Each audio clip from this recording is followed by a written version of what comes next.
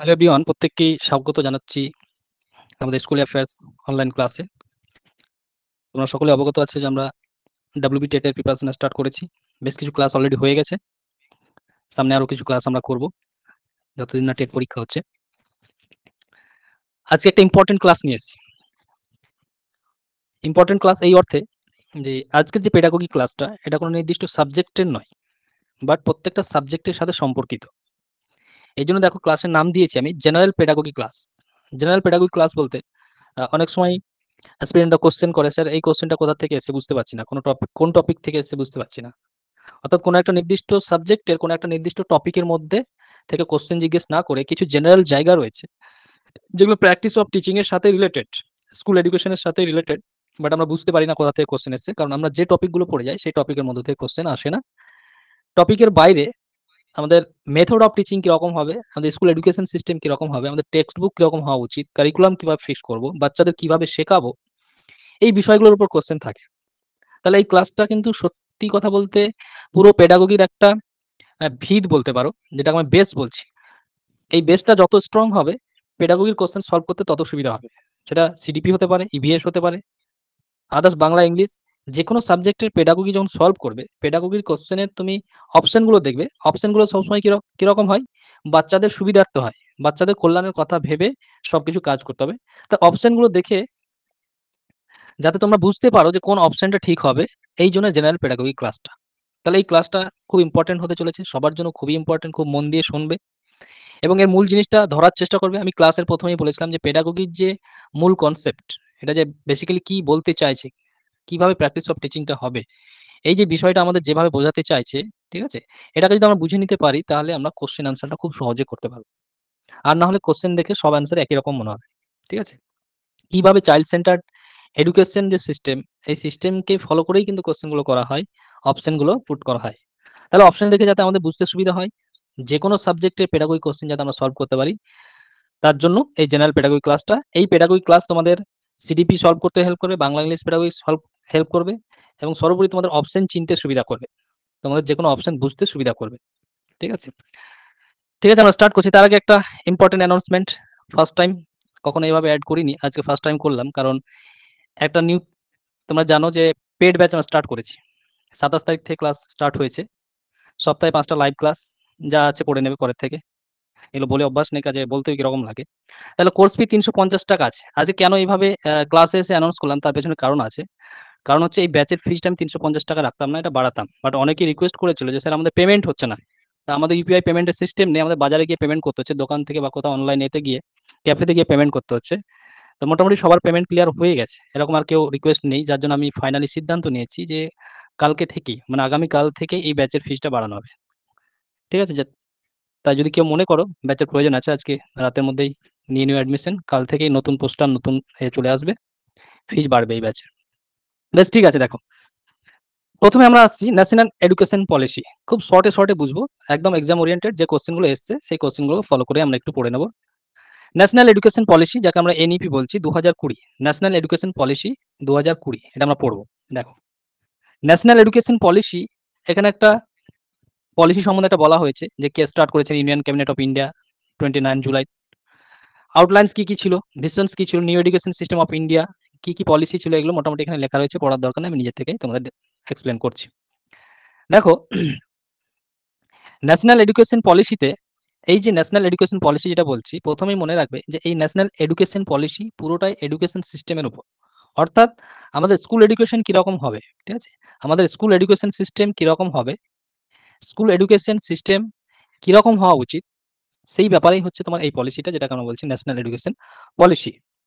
পুরো ক্লাসটাই আজকে ইংলিশে হবে, যেহেতু এই পলিসিগুলো বলো বা ফ্রেমওয়ার্ক গুলো বলো বা অ্যাক্ট যেগুলো পড়াবো সেগুলো পুরোটা ইংলিশেই আসে, কাজে ইংলিশে আসে বলতে তোমার ইংলিশেই পাওয়া যায় এগুলো। উম, আলাদা করে এগুলোর আর বাংলা করা সম্ভব হয়নি, আমি ইংলিশেই পড়াবো পুরো আজকের ক্লাসটাই, শুধু অনলি, যেহেতু এটা জেনারেল পেডাগোগি ক্লাস, এবং যে পলিসিগুলো পড়াবো, যে অ্যাক্টগুলো পড়াবো, যে কারিকুলামগুলো পড়াবো, এগুলো তোমার বাংলায় নেই, ইংলিশে অ্যাভেলেবেল আছে। সোর্স যেগুলো আছে ইংলিশে অ্যাভেলেবেল আছে, কাজে ইংলিশে আমি পড়াচ্ছি, বাংলায় বুঝিয়ে দেবো, শুধু এই ক্লাসটা ইংলিশে আমি পুরোপুরি লিখবো। ঠিক আছে, ন্যাশনাল এডুকেশন পলিসি, এমনিতে ক্লাস আমাদের বাইলিঙ্গুয়াল চলছে, ইংলিশ বাংলা মিশিয়ে আমরা পড়ছি। ঠিক আছে, কিন্তু আজকে ক্লাসটা অনলি ইংলিশে আমি লিখবো, যা বোর্ড আউট হবে ইংলিশেই হবে। তাহলে ন্যাশনাল এডুকেশন পলিসি কি নিয়ে হয়েছে? স্কুল এডুকেশন সিস্টেমকে। প্রত্যেকটা কথাই ইম্পর্টেন্ট হবে। খাতায় নোট করতে থাকবে, যদিও নোটস ক্লাসের শেষে দেওয়া হবে এবং কোশ্চেন কিছু প্র্যাকটিস করা হবে ক্লাসের শেষে। স্কুল এডুকেশন সিস্টেম কিরকম হবে? এই নিয়ে হচ্ছে আমাদের ন্যাশনাল এডুকেশন পলিসি। এর সিস্টেমটা কিরকম হবে? যে আমাদের স্কুল এডুকেশন সিস্টেমটাকে কোন ফরম্যাটে বানানোর কথা বলছি?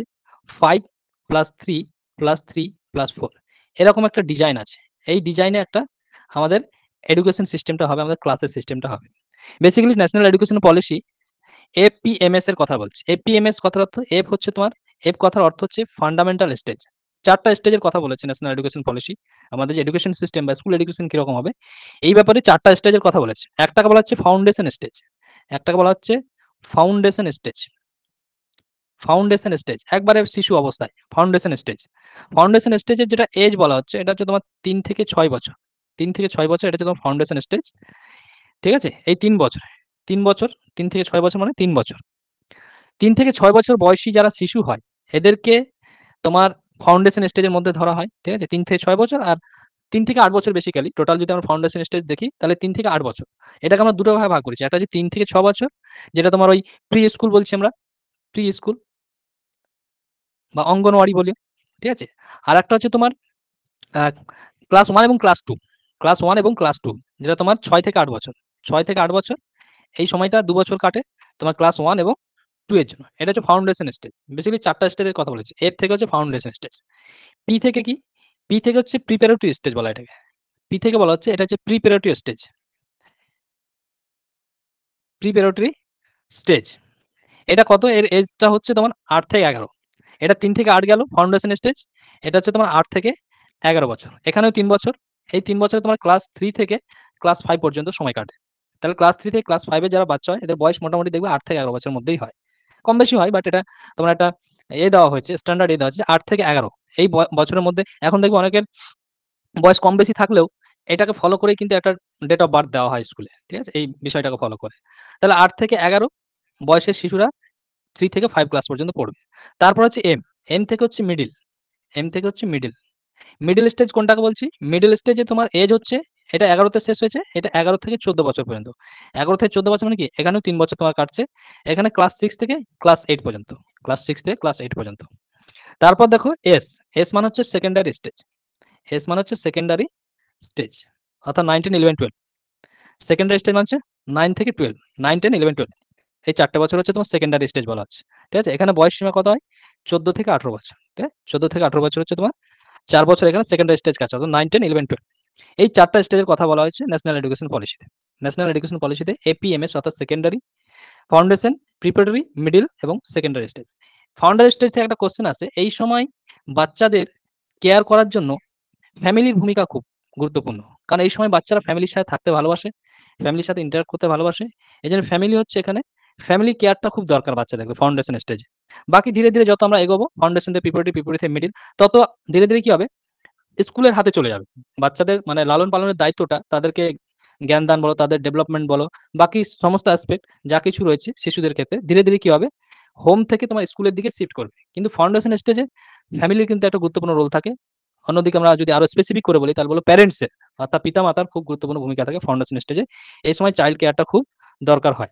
ধীরে, ধীরে যত বড় হয় বাচ্চা, এই প্রসেসটা স্কুলের দিকে শিফট করে, অর্থাৎ স্কুলের হাতে দায়িত্ব চলে আসে একটা বাচ্চাকে কিভাবে তারা লালন-পালন করবে। ঠিক আছে? এবার দেখো কারিকুলাম সিস্টেমটা হচ্ছে 5+3+3+4 5+3+3+4 অর্থাৎ ফাউন্ডেশন স্টেজ হচ্ছে ৫ বছর চলে গেল তোমার এখানে। ৩ বছর চলে যাচ্ছে তোমার প্রিপারেটরি স্টেজে। আবার ৩ বছর তোমার চলে যাচ্ছে মিডলেতে। ৪ বছর তোমার লাগছে আ সেকেন্ডারি স্টেজে। এটা হচ্ছে 5+3+3+4 এর অর্থ। এই ডিজাইনটাই কিন্তু এখন স্কুল এডুকেশন সিস্টেমের রাখতে বলছে। 5+3+3+4 অর্থাৎ 5 হচ্ছে ফাউন্ডেশন স্টেজে, ৩ বছর যাচ্ছে তোমার প্রিপারেটরি স্টেজে, ৩ বছর যাচ্ছে মিডল স্টেজে, ৪ বছর তোমার সেকেন্ডারি স্টেজ অর্থাৎ 9, 10, 11, 12 এই ৪ বছর। এটা ন্যাশনাল এডুকেশন সিস্টেমে বলা হচ্ছে। দেখো ফাউন্ডেশন স্টেজ যেটা, ঠিক আছে? বা ফাউন্ডেশনাল স্টেজ বলব। এই স্টেজের একটা গুরুত্বপূর্ণ কথা হচ্ছে যে আমরা এখানে কোন রকম ফরমাল টেক্সট বুক ইউজ করব না। গুরুত্বপূর্ণ কথা। ফরমাল টেক্সট বুক অর্থাৎ আমরা যে টেক্সট বুক পড়ে জ্ঞান আহরণ করছি বা নলেজ গেইন করছি, এই টেক্সট বুকটার উপর কিন্তু ফাউন্ডেশন স্টেজে কিন্তু ফরমাল টেক্সট বুক ইউজ করা যাবে না। ঠিক আছে? বরং কি করতে হবে? এই স্টেজটায় খেলাধুলার মাধ্যমে অর্থাৎ যেকোনো অ্যাক্টিভিটির মাধ্যমে, ঠিক আছে? যেকোনো অ্যাক্টিভিটি হোক, খেলাধুলা হোক অর্থাৎ লার্নিং বাই প্লেইং হোক, প্লেইং তারপর তোমার লার্নিং বাই ডুইং কোনো কিছু করার মাধ্যমে, ঠিক আছে? এই সমস্ত মাধ্যমে কি করতে হবে? তোমার এই সময় তাদের ডেভেলপমেন্টের জন্য দেখতে হবে। অর্থাৎ তাদের পড়াশোনার ধরনটা এরকম হবে যে ফরমাল টেক্সট বুকটা এই সময় না ইউজ করে খেলাধুলার মাধ্যমে তাদেরকে শেখাতে হবে। লার্নিং বাই অ্যাক্টিভিটি বলো, প্লেইং বলো, ডুইং বলো, যেকোনো কিছু করার মাধ্যমে এই সময় কি করতে হবে? ফাউন্ডেশন স্টেজে শিশুদেরকে শেখাতে হবে। তাহলে এইগুলোই, এই যে কনসেপ্ট গুলো রয়েছে অ্যাক্টিভিটির মাধ্যমে, প্লেইং এর মাধ্যমে, কোনো কিছু করার মাধ্যমে, লার্নিং বাই ডুইং, এগুলোকে বেস করেই অপশন গুলো তৈরি হয়। ঠিক আছে? অপশন চিনতে সুবিধা হয়। যদি এই জিনিসগুলো জানা থাকে তাহলে অপশন চিনতে সুবিধা হয়। কারণ অপশন গুলো এই সমস্ত কনসেপ্ট গুলোর উপর ভিত্তি করেই তৈরি হয়। যে কোনো কিছু করার মাধ্যমে, ঠিক আছে? এবার তোমার এক্সাম্পল হিসেবে কোনো কিছু করা বলতে দিয়ে দিবে। ধরো সাপোজ তোমার কোনো একটা কনসেপ্ট বোঝাবে বা বোঝাবে, ফরমাল টেক্সট বুক সেখানে ইউজ করা যাবে না। তাহলে কি করবে? তাকে কোনো কিছু করার মাধ্যমে তাকে শেখাবে। খেলাধুলার মাধ্যমে শেখাবে তাকে। ঠিক আছে? তাহলে এইভাবে তোমার আমরা কি করব? ফাউন্ডেশনাল স্টেজে ফরমাল টেক্সট বুক ইউজ না করে তোমার প্লেইং অথবা লার্নিং বাই ডুইং বা লার্নিং বাই অ্যাক্টিভিটি, এইভাবে তাদেরকে শেখাতে হবে। তারপর দেখো আরেকটা শেখানোর ধরন হচ্ছে হলিস্টিক অ্যান্ড ইন্টিগ্রেটেড। এটা গুরুত্বপূর্ণ কথা। Holistic and integrated. Holistic and integrated অর্থাৎ সমস্ত বিষয়কে সমস্ত বিষয়কে যেকোনো কিছু শেখানোর সময় কি সমস্ত বিষয়কে হলিস্টিক অর্থাৎ সামগ্রিকভাবে শেখাতে হবে। স্পেসিফিক কোনো বিষয়ের উপর নয়, বরং ইন্টিগ্রেট করে সমস্ত জিনিসগুলোকে এক জায়গায় করে হলিস্টিক অ্যান্ড ইন্টিগ্রেটেড কথাটা একসাথে ইউজ করে সামগ্রিকভাবে কি করতে হবে? এদেরকে শেখাতে হবে। এটা হচ্ছে ন্যাশনাল এডুকেশন পলিসির। এবার মেন জায়গায় যাচ্ছি আমরা, যে কি principal of national education policy. কি প্রিন্সিপাল বলতে ইম্পর্টেন্ট কিছু প্রিন্সিপাল রয়েছে যার উপর ভিত্তি করে ন্যাশনাল এডুকেশন পলিসিটা তৈরি হচ্ছে। বেসিক্যালি আমাদের যেভাবে বলা হচ্ছে কারিকুলাম কিভাবে পড়তে হবে, কনসেপ্ট কিভাবে বোঝাতে হবে, ঠিক আছে? যদি কেউ পিছিয়ে পড়া স্টুডেন্ট থাকে তাকে কিভাবে কেয়ার করতে হবে, এই বিষয়গুলো এখানে রয়েছে ন্যাশনাল এডুকেশন পলিসির মাধ্যমে।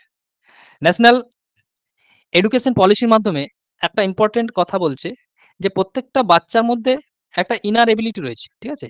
প্রত্যেকটা বাচ্চার মধ্যে একটা আভ্যন্তরীণ শক্তি রয়েছে। সে শক্তির ধরন এক একজন এক এক রকম হতে পারে। বাট প্রত্যেকের অ্যাবিলিটি আছে। প্রত্যেকটা বাচ্চার মধ্যে অ্যাবিলিটি আছে। এখানে ন্যাশনাল এডুকেশন পলিসি বলছে এই ইনার এবিলিটিটা খোঁজ করে বের করে সেটাকে বাড়ানোর চেষ্টা করতে হবে। প্রত্যেকটা শিশুর মধ্যে কি ধরনের এবিলিটি ছুপিয়ে রয়েছে? প্রত্যেক শিশুর মধ্যে ঘুমিয়ে আছে। এটা পড়েছিলাম, সব শিশুর মাঝে ঘুমিয়ে আছে সব শিশুর পিতা, এরকম একটা লাইন ছিল কবিতা। তো ঐরকম প্রত্যেকটা শিশুর মধ্যে একটা এবিলিটি রয়েছে। এই এবিলিটিটা চিনতে হবে, তার সক্ষমতা চিনতে হবে, তার স্ট্রং জায়গাটা চিনতে হবে, বুঝতে হবে। কিন্তু ১ম এ মাথায় রাখতে হবে যে প্রত্যেকটা শিশুর মধ্যে কিন্তু এই ক্ষমতাটা রয়েছে। এটা আমাদের ন্যাশনাল এডুকেশন পলিসির বলতে চাইছে। নেক্সট বলছে যে ফ্লেক্সিবল কারিকুলাম হতে হবে। ফ্লেক্সিবল কারিকুলাম হতে হবে। যে কারিকুলামটা রিজিড হবে না। যে একবারে কোনো কিছু চাপিয়ে দেওয়া, একবারে রিজিড করে দেওয়া এটা নয়। বরং ফ্লেক্সিবল রাখতে হবে। যাতে করে কারিকুলাম তোমার কারিকুলামের মধ্যে বিভিন্ন সাবজেক্ট চুজ করতে পারে। ঠিক আছে? সাবজেক্ট জুড়ে ফ্লেক্সিবল এর সাথে আরেকটা কথা লিখে রাখতে পারো, সেটা হচ্ছে মাল্টিডিসিপ্লিনারি। মাল্টিডিসিপ্লিনারি। মাল্টিডিসিপ্লিনারি। মাল্টিডিসিপ্লিনারি অর্থাৎ ফ্লেক্সিবল এর সাথে, সাথে মাল্টিডিসিপ্লিনারি হতে হবে। অর্থাৎ যার যে সাবজেক্ট ভালো লাগছে সেই সাবজেক্টের উপর কি করতে হবে? তাদের পড়াশোনার সুযোগ দিতে হবে। সে যার যে বিষয়ে ইন্টারেস্টেড রয়েছে, ঠিক আছে? সেই বিষয়ের উপর পড়াশোনার সুযোগ দিতে হবে। অর্থাৎ ফ্লেক্সিবল কারিকুলামটা ফ্লেক্সিবল করতে হবে। যে টপিকের উপর ইন্টারেস্টেড। মাল্টিডিসিপ্লিনারি হতে হবে। অর্থাৎ প্রত্যেকটা, আগে এরকমটা ছিল না। আগে সাবজেক্ট চুজ করার ক্ষেত্রে অনেক রেস্ট্রিকশন ছিল। কিন্তু এখন দেখবে অনেকটা ইজি হয়েছে। ঠিক আছে? এখন অনেকটা ইজি হয়েছে সাবজেক্ট চুজ করার ক্ষেত্রে। তাহলে ফ্লেক্সিবল, মাল্টিডিসিপ্লিনারি এই সমস্ত জিনিসগুলো থাকতে হবে এডুকেশন সিস্টেমের ক্ষেত্রে। ঠিক আছে? তারপর দেখো কনসেপচুয়াল ওয়েতে পড়াতে হবে। ঠিক আছে? কনসেপচুয়াল ওয়েতে। কনসেপচুয়াল ওয়েতে যেকোনো জিনিস পড়াতে হবে। যেকোনো টপিক পড়াও সেটা কনসেপচুয়াল ওয়েতে পড়াতে হবে। ন্যাশনাল এডুকেশন পলিসি বলছে যে রোড মেমোরাইজেশন করানো যাবে না। অর্থাৎ কোনো কিছু মুখস্থ করা যাবে না। প্রত্যেকটা অপশনে পাবে পরীক্ষায়। রোড মেমোরাইজেশন অর্থাৎ কোনো কিছু তুমি মুখস্থ করতে বলতে পারবে না। তুমি কোনো একটা বাচ্চাকে বা কোনো একটা স্টুডেন্টকে কখনোই বলতে পারো না যে এটা বাড়ি থেকে মুখস্থ করে চলে আসবে। ঠিক আছে? রোড মেমোরাইজেশন করা যাবে না। কোনো কিছুকে বারবার প্র্যাকটিস করে আনার কথা বলতে হবে। Drill and practice. দেখো, ড্রিল অ্যান্ড প্র্যাকটিস এটা ভালো জিনিস। কিন্তু এর আবার একটা নেগেটিভ জিনিস হচ্ছে, নেগেটিভ দিক হচ্ছে যে কোনো জিনিস যখন আমরা বারবার প্র্যাকটিস করি না, ওটা মুখস্থ করার অভ্যাস চলে আসে আমাদের। কোনো একটা জিনিস বারবার প্র্যাকটিস করি, ওখান থেকে আমাদের মুখস্থের অভ্যাস চলে আসে। এইজন্য ন্যাশনাল এডুকেশন পলিসি এই বিষয়গুলোকে প্রমোট করছে না। যে কোনো জিনিস তো মুখস্থ করাই যাবে না। রোড মেমোরাইজেশন করা যাবে না। কি করতে হবে? তার কনসেপচুয়াল আন্ডারস্ট্যান্ডিংটা বাড়াতে হবে।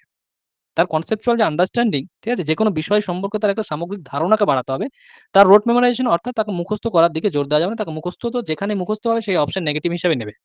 রোড মেমোরাইজেশন কোনোভাবেই স্টুডেন্টদের করানো যাবে না। শিশুদের কখনোই রোড মেমোরাইজেশন করা যায় না। ড্রিল প্র্যাকটিস করে কখনোই করানো যাবে না। ঠিক আছে? কোনো কিছু মনে রাখার জন্য পরামর্শ দেওয়া যাবে না। বরং কি করতে হবে? সবসময় যেকোনো বিষয়ের কনসেপ্ট বোঝাতে হবে। যেকোনো বিষয়ের কি করতে হবে? কনসেপ্ট বোঝাতে হবে। আর কি করতে হবে? তাদেরকে যে লাইফ অফ আউটসাইড লাইফ যেটা একটা ক্লাসরুম লাইফ হয়, একটা তোমার আউটসাইড লাইফ হয়। এই দুটার মধ্যে একটা কানেকশন করতে হবে। ঠিক আছে? আউটসাইড লাইফ, ঠিক আছে? এবং ক্লাসরুম। অর্থাৎ ক্লাসরুমের যে একটা জীবন এবং তার ক্লাসরুমের বাইরের যে জীবন, এই দুটোর মধ্যে একটা কানেক্টিভিটি তৈরি করতে হবে। এই দুটোর মধ্যে একটা কানেক্টিভিটি তৈরি করতে এমনটা নয় যে পুঁথিগত বিদ্যার মধ্যেই একটা শিশুকে তুমি ভরে রাখবে, এই জিনিসটা যাতে না হয়। তাকে কি করতে হবে? তার বাস্তব জীবনের অভিজ্ঞতার সাথে, তার ডে টু ডে লাইফ এ যে এক্সাম্পল গুলো সে চোখের সামনে দেখছে, সেগুলো দিয়ে তাকে শেখাতে হবে। অর্থাৎ ক্লাসরুমে যেটা শিখছে, বাস্তবের সাথে যেটার সাথে মিল থাকে। তুমি এমন কিছু ক্লাসরুমে শেখালে, বাস্তবে সেই শিশুর কোনো মিলই নেই তার সাথে। তাহলে সেই লার্নিংটা ভালো হবে না। লার্নিংটা ভালো হবে না। এইজন্য কি করতে হবে? যদি লার্নিং ভালো করতে চাই, বাচ্চাকে ভালোভাবে শেখাতে চাই, তাহলে ক্লাসরুমের যেটা লাইফ এবং ক্লাসরুমের বাইরের যে লাইফ অর্থাৎ আউটসাইড লাইফ, এই দুটোর মধ্যে একটা কানেকশন তৈরি করতে হবে, একটা সংযোগ সাধন তৈরি করতে হবে। ঠিক আছে? তাহলে আমি আগেই বলেছি আমি সমস্ত জিনিসগুলো ইংলিশেই লিখবো। তবে বাংলায় আমি প্রত্যেকটা এক্সপ্লেইন করে দেব। আজকের ক্লাসটাই শুধু ইংলিশ হবে, কারণ ন্যাশনাল এডুকেশন পলিসির যে রিসোর্স, ঠিক আছে? যেখানটায় আমি পড়াচ্ছি, এগুলো সব ইংলিশেই আছে। এগুলোকে আলাদা করে বাংলা আর করার নেই। তো ন্যাশনাল কারিকুলাম ফ্রেমওয়ার্ক বলো, রাইট টু এডুকেশন অ্যাক্ট বলো, এগুলো সব তোমার টেক্সট বুক কেমন হবে? এই সমস্ত বিষয়গুলো রিসোর্স যেগুলো রয়েছে আমাদের, অনলাইন রিসোর্স যেগুলো রয়েছে, সেগুলো ইংলিশেই রয়েছে এবং এর ইংলিশ টার্মগুলো একটু সহজ। এর বাংলা প্রচুর কঠিন। এইজন্য আমি চেষ্টা করছি এগুলো ইংলিশেই করছি। তবে বাংলায় আমি বুঝিয়ে দিচ্ছি। বাকি যা ক্লাস হয় সব বাংলাতেই হয়। ম্যাক্সিমাম ক্ষেত্রে বাইলিঙ্গুয়ালটা চুজ করি আমরা, বাংলা ইংলিশ মিলিয়েই করি। তবে বাংলাই হয় ম্যাক্সিমামটাই। শুধু আজকের ক্লাসটাই তোমাদের ইংলিশে হচ্ছে। কিন্তু আমি পুরো বিষয়টা বুঝিয়ে দিচ্ছি। ধৈর্য হারাবে না। অনেক কিছু শিখতে পারবে এবং পেডাগোগি স্ট্রং হবে। বেস এখান থেকেই তৈরি হবে। যেকোনো সাবজেক্টে কারণ এটা আগে করানোর কারণটা হচ্ছে, কারণ আমি তো পড়াবো। তারপরেও তোমরা কিন্তু বাড়িতে বসে থাকছো না। আমি সাপোজ ধরো আজকে যদি সিডিপির ক্লাস নিতাম, তোমরা বাড়িতে শুধু সিডিপি পড়বে না। তোমরা ম্যাথস পড়বে, তোমরা বাংলা পড়বে, তোমরা ইংলিশ পেডাগোগি পড়বে। তাহলে তোমরা এমসিকিউ তো বাড়িতে প্র্যাকটিস করতে আছো। প্র্যাকটিস করতে গিয়ে বারবার আটকে যাচ্ছ। তো যাতে করে তোমাদের কোয়েশ্চেন আনসার প্র্যাকটিস করতে গিয়ে হেল্প হয়, ওইজন্য আমি আগে থেকে এই পেডাগোগি ক্লাসটা নিয়ে নিলাম। জেনারেল পেডাগোগি একটা ক্লাস নিলাম, যেটা সব সাবজেক্টের সাথে জড়িয়ে আছে। এটা কোনো নির্দিষ্ট সাবজেক্টের সাথে জড়িয়ে নেই। বরং প্রত্যেকটা সাবজেক্টের সাথে জড়িয়ে রয়েছে। অপশন চিনতে যাতে তোমাদের সুবিধা হয়, তোমরা কোয়েশ্চেন আনসার গুলো বাড়িতে নিজে থেকে যাতে প্র্যাকটিস করতে পারো। তোমাদের যাতে আত্মবিশ্বাস বাড়ে, এইজন্য আমি এই ক্লাসটাকে আগে নিয়ে নিচ্ছি। ঠিক আছে? তো গেল তোমার রোড মেমোরাইজ মতো মুখস্থ করানো যাবে না, ড্রিল প্র্যাকটিস এগুলো করানো যাবে না। কোনো কিছু মেমোরাইজ করানো যাবে না। আউটসাইড লাইফকে ক্লাসরুমের লাইফের সাথে আমাদের কানেক্টিভিটি বাড়াতে হবে। তারপর দেখো কারিকুলামকে সিম্পল করতে হবে। ঠিক আছে? কারিকুলামটা কিরকম করতে হবে? সিম্পল রাখতে হবে। ঠিক আছে? সিম্পল অর্থাৎ সহজ সরল রাখতে হবে। বাট সহজ সরল হলেও সেটা যাতে উপযোগী হয়, ইফেক্টিভ হয়। ঠিক আছে? আমাদের বাংলা মিডিয়ামের সিলেবাস দেখবে আগে প্রচুর বেশি থাকতো। ঠিক আছে? এখন তো তবু অনেকটা হয়েছে। অনেকটা তোমার এনসিইআরটি কে ফলো করে বইগুলো তৈরি হচ্ছে এখন। বাট আগেকার দিনে অনেক কমপ্লিকেটেড বই ছিল। এখনো তুমি যদি বাংলা মিডিয়াম ফিজিক্স, কেমিস্ট্রি বইগুলো দেখো, অন্তত ৫ কেজি করে ওজন হবে একটা বইতে। ঠিক আছে? অথচ এই বই পড়ে যখন কেউ আবার নিট পরীক্ষা দেয় বা ইঞ্জিনিয়ারিং এর জন্য যেই পরীক্ষা দেয়, তখন আবার তোমার ওই পাতলা এনসিইআরটি বই পড়ে 11-12 এর। ঠিক আছে? তাহলে ওই এনসিইআরটি বইটা পাতলা হলেও, সিম্পল হলেও ওটা ইফেক্টিভ কিন্তু। আর আমাদের বইগুলো একটু মোটা আর লোড অনেকটা বেশি। ঠিক আছে? একই কনটেন্টকে এমন বিচ্ছিরিভাবে লিখেছে কি বলব? মানে পড়লেই মাথা গরম হয়ে যায় এরকম অবস্থা। যদিও ধীরে এগুলো হচ্ছে, আপডেট হচ্ছে। এখন অনেকটা এনসিইআরটির মতো ফলো করে বইগুলো তৈরি হচ্ছে। ঠিক আছে? একই কনসেপ্ট বারবার লিখেছে। বিভিন্ন ওয়েতে লিখেছে মানে irrelevant টপিক প্রচুর। unnecessary জিনিসকে প্রচুর লিখেছে বইগুলোতে। তারপর দেখো সিম্পল রাখতে হবে। একটা বাচ্চার মধ্যে যে ক্রিটিক্যাল থিংকিং রয়েছে, এই অপশন গুলো পাবে পরীক্ষায়। ক্রিটিক্যাল থিংকিং, ঠিক আছে? ক্রিটিক্যাল থিংকিং যে রয়েছে একটা বাচ্চার মধ্যে, এটাকে ইনক্রিজ করার কথা বলছে। এটা কি করতে হবে? ইনক্রিজ করতে বলছে। ক্রিটিক্যাল থিংকিং বলতে কোন একটা বাচ্চা ধরো যেকোনো জিনিসকে এনালাইসিস করে পড়তে ভালোবাসছে। ঠিক আছে? মুখস্থ পছন্দ করছে না, এনালাইসিস করে ভালো এক্সপ্লোর করতে ভালোবাসে। কোন একটা বিষয়কে, ঠিক আছে? কোন একটা প্রবলেম দিয়েছো, সেই প্রবলেম ধরো একটা ম্যাথস তাকে দিয়েছো। সেই ম্যাথসটা তুমি ধরো এক নিয়মে করেছো। তোমার পাশে আরেকজন শিশু দেখছো সে কি করছে? আ সেই জিনিসটাকে অন্য একটা মেথডে করছে। তাহলে তার মধ্যে একটা ক্রিয়েটিভিটি রয়েছে, তার মধ্যে একটা ক্রিটিক্যাল থিংকিং রয়েছে। সে যেকোনো জিনিসকে বুঝে করছে। তো এই জিনিসটাকে বাচ্চার মধ্যে যদি এই গুণগুলো দেখতে পাও যে ক্রিটিক্যাল থিংকিং এর ব্যাপারটা রয়েছে, সে অন্যভাবে চিন্তা করতে জানে। এরকম যখন দেখবে তখন একজন শিক্ষক হিসেবে ন্যাশনাল এডুকেশন পলিসি কি নির্দেশ দিচ্ছে যে একজন শিক্ষক হিসেবে তোমার উচিত হবে এই ক্রিটিক্যাল থিংকিং এর যে ব্যাপারটা, এটাকে ইনক্রিজ করতে হবে। এটা কি করতে হবে? ইনক্রিজ করতে হবে। ক্রিটিক্যাল থিংকিং যেটা রয়েছে এই বিষয়টাকে প্রত্যেকটা শিশুর মধ্যে ইনক্রিজ করার চেষ্টা করতে হবে।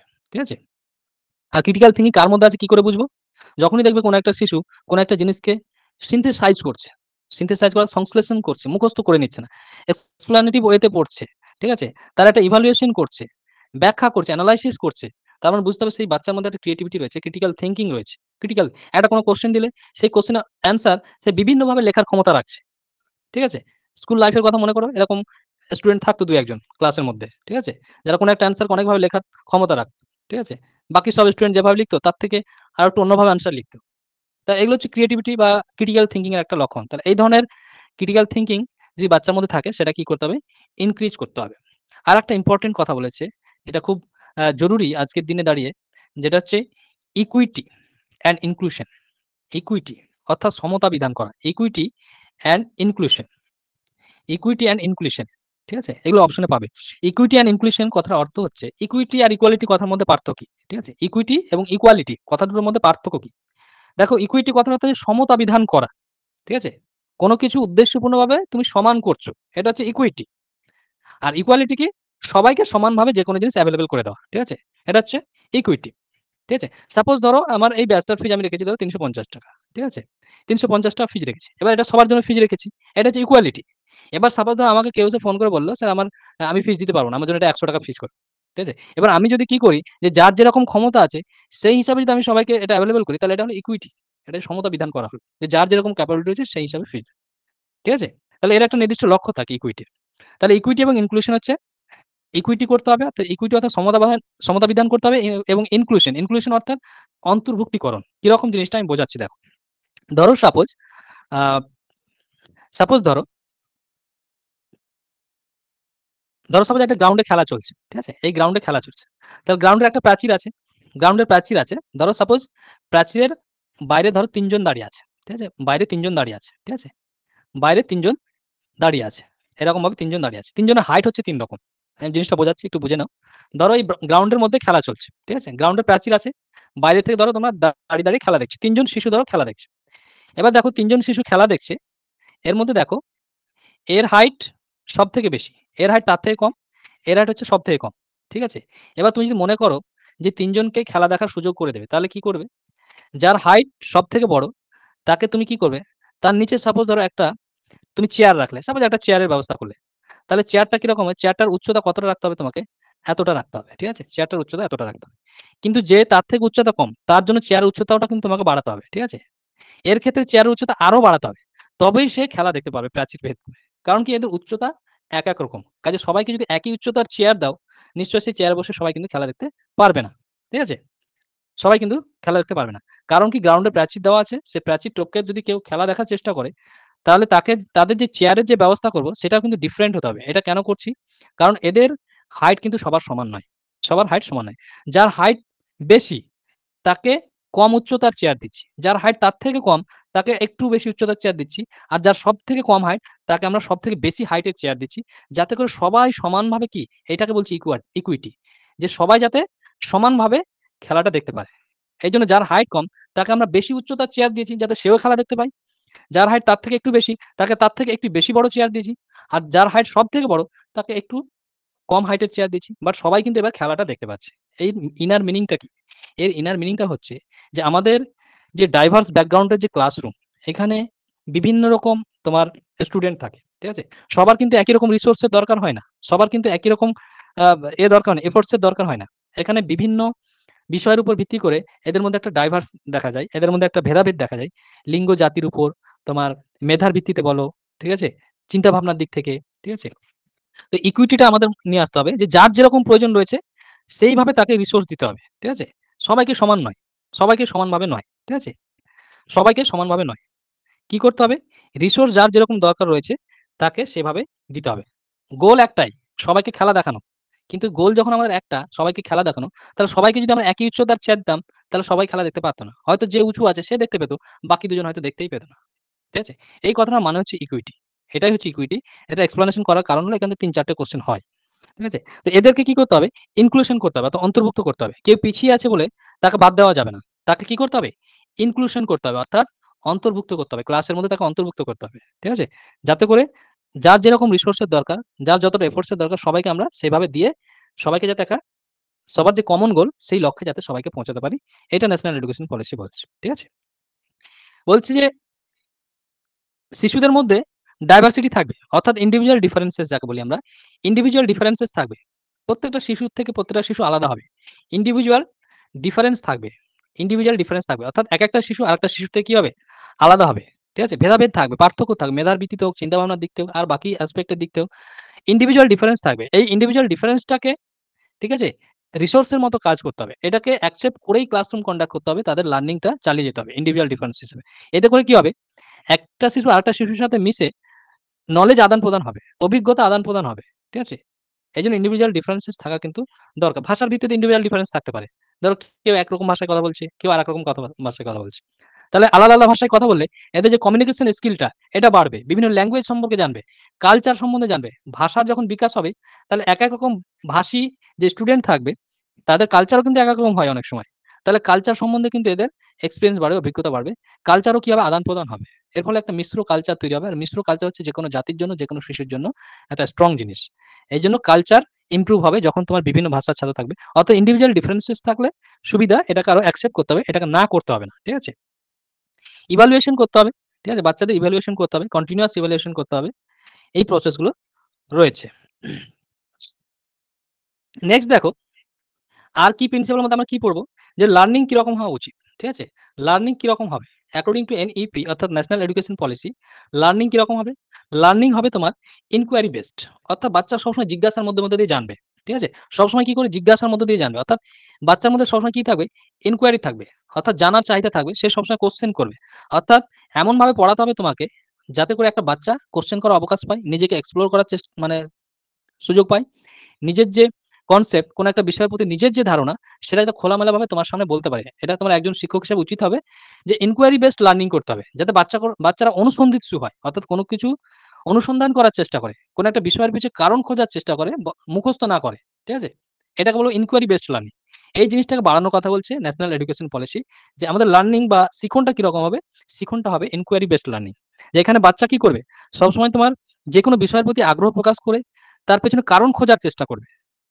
মুখস্থ নয়, কোন জিনিসকে মনে রাখার চেষ্টা করে না, বরং সেই জিনিসের কনসেপ্ট বুঝে আন্ডারস্ট্যান্ডিং করে, কনসেপচুয়াল যে আন্ডারস্ট্যান্ডিং সেটাকে বিল্ড করে বাচ্চা কি করবে?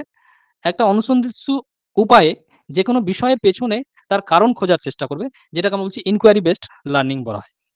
ডিসকাশন বেসড অ্যাপ্রোচ রাখতে হবে। ইনকোয়ারি বেসড গেল।